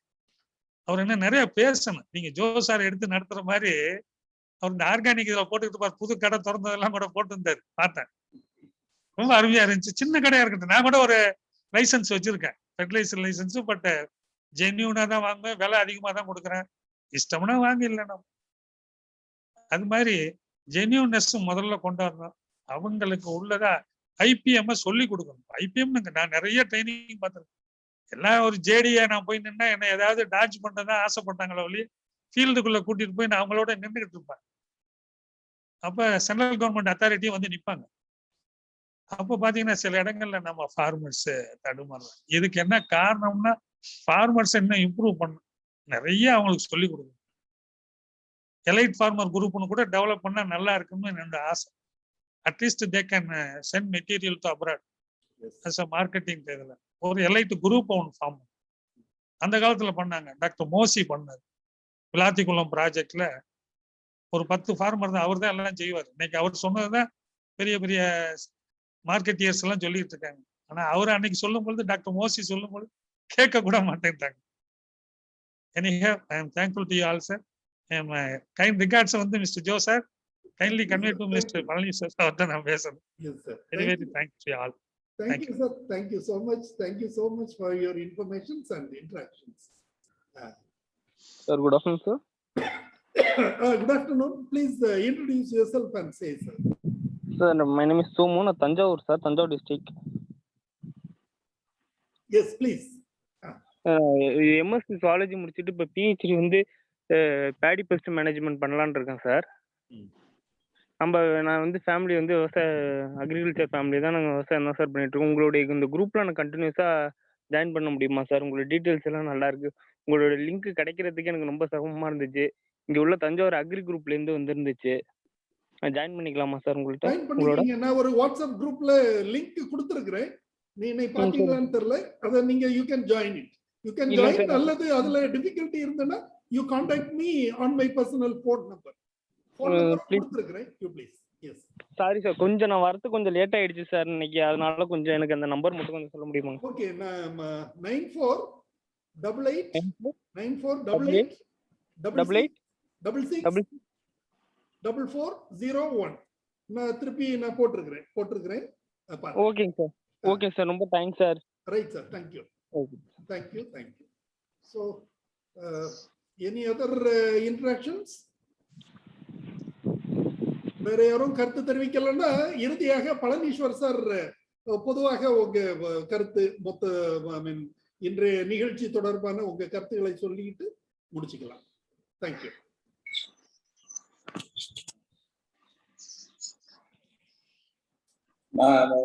இந்த மீட்டிங் எடுக்கிறப்ப கொஞ்சம் பெருத்த ஒரு இதுலதான் எடுத்தேன். இது எப்படி எடுத்துக்க போறாங்களோ இந்த மீட்டிங் அப்படின்னா. பட் ஆனா நல்ல ஒரு ரெஸ்பான்ஸும் நிறைய பேருடைய ஊக்கமும் அக்ரிஜோசாரோட பிளாட்ஃபார்ம் இனிமேல் வந்து அடுத்த கட்டத்துக்கு போகணும் அப்படிங்கிறது நான் கட்டாயமா நம்புறேன். இந்த ஒரு பிளாட்ஃபார்ம் வந்து நிறைய பேர் உன்னிப்பா கவனிக்கிறதுனால இதோடைய இது என்ன டாக்குமெண்ட் ஆகுறத நான் நிறைய பேருக்கு ரெஃபரன்ஸா அனுப்பிச்சுக்கிட்டு இருக்கிறேன், பாக்குறாங்க. ஸோ இது வந்து ஒரு பெரிய சேவைன்னு நினைக்கிறேன். எக்ஸ்டென்ஷன்ல வந்து இந்த ஒரு சேவை வந்து ஒரு லேக்கா இருந்தது தமிழ்நாட்டுல. இப்ப நம்ம மொழியிலேயே நம்ம கலந்துக்கிறதுனாலதான் இந்த சோமு மாதிரி இப்போ ஒரு விவசாயி வந்து ஒரு ஆர்வமா நானும் இதை தெரிஞ்சுக்கணும்னு ஆர்வமா வர்றாங்க, நிறைய பேர் பாக்குறாங்க. இது வந்து நான் ஃபார்ம் கிராஜுவேட்ஸ் ஃபோரம் அப்படின்னு ஒரு இதை வந்து ஒரு ரிட்டையர்மெண்ட் ஆனல்ல இது பெறவும் விடாம அதை வந்து எக்ஸ்டென்ஷனை வந்து ஒரு மக்களுக்கு எடுத்துட்டு போகணும் அப்படிங்கிறத தன்னால முடிஞ்ச அளவுக்கு ஜோசார் பண்றது வந்து எனக்கு ரொம்ப எனக்கு வந்து பெரிய ஊக்கமா இருக்கு. அதாவது இந்த மாதிரியான ஒரு பிளாட்ஃபார்ம்ல இந்த மாதிரி பல்வேறுபட்ட நிறைய எக்ஸ்பீரியன்ஸ்டு பர்சன்ஸ் கூட எனக்கு இன்ட்ராக்ஷன் கிடைக்கிறதுக்கு ரொம்ப ஒரு வாய்ப்பா அமைஞ்சதுக்கு நான் நன்றி கூறுறேன்.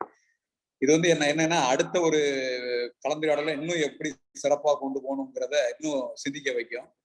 கட்டாயம் அடுத்தது வந்து இன்னும் ஒரு எலாபரேட்டா நிறைய ஃபேக்ட்ஸோட இது ஒரு ரெஃபரன்ஸ் மெட்டீரியலா நம்ம கொண்டு போகணும் அப்படிங்கிறதுல நான் கட்டாயமா செய்வேன் அப்படிங்கிறத விரும்புகிறேன். Thank you. Thank you sir. Thank you Palaniswar sir. அருமையான ப்ரோக்ராம் இன்னைக்கு கொடுத்தீங்க. உங்களுடைய தகவல்களும் உங்களுடைய பிரசன்டேஷனும் excellent. we are grateful for you. and இன்னும் 2 நிகழ்ச்சிகள் நீங்க கொடுக்குறீங்க, தொடர்ந்து கொடுங்க. அதுக்கு மேலும் நீங்க தேவையான தகவல்கள் உண்டெனில் நீங்கள் கொடுக்கலாம். எந்த நேரத்திலையும் நாம நிகழ்ச்சி கொடுக்கிறதுக்கு ஃபார்ம் கிராஜுவேட்ஸ் குழுமம் தயாராக இருக்கிறது. தென் இன்றைய நிகழ்ச்சியத்துடன் நிறைவு செய்து கொள்வோம். இன்றைய நிகழ்ச்சியை அருமையாக நமக்கு தொகுத்து வழங்கி கொடுத்த திரு பழனீஸ்வர் சார் அவர்களுக்கு ஃபார்ம் கிராஜுவேட்ஸ் குழுமத்தின் சார்பிலும் இன்றைய பங்கேற்பாளர்கள் அனைவரது சார்பிலும் எனது நன்றியினை தெரிவித்துக் கொள்கிறேன். மேலும் இன்றைய சிறப்பு விருந்தினர்களாக வருகை புரிந்த திரு பொன்னுசாமி சார் அவர்களுக்கு நமது நன்றியை தெரிவித்துக் கொள்வோம். டைரக்டர் சீட் சர்டிபிகேஷன் இதுல கலந்துக்கிறது இன்றுதான் ஒரு முதல் நிகழ்வாக நிகழ்ந்துள்ளது.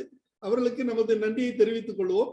மேலும் இன்றைய நிகழ்ச்சியில் பங்கேற்று அரிய பல கருத்துக்களை தெரிவித்த Thiru Chidambaram sir and then Thiru Kandasamy sir மற்றும் அனைவருக்கும் நமது குழுமத்தின் சார்பில் எனது நன்றியை மீண்டும் ஒரு முறை தெரிவித்துக் கொண்டு இன்னொரு நிகழ்ச்சியில் விரைவில் மீண்டும் அனைவரும் சந்திக்கலாம் என்ற தகவலோடு இன்றைய நிகழ்ச்சியை நிறைவு செய்கிறேன். நன்றி, வணக்கம்.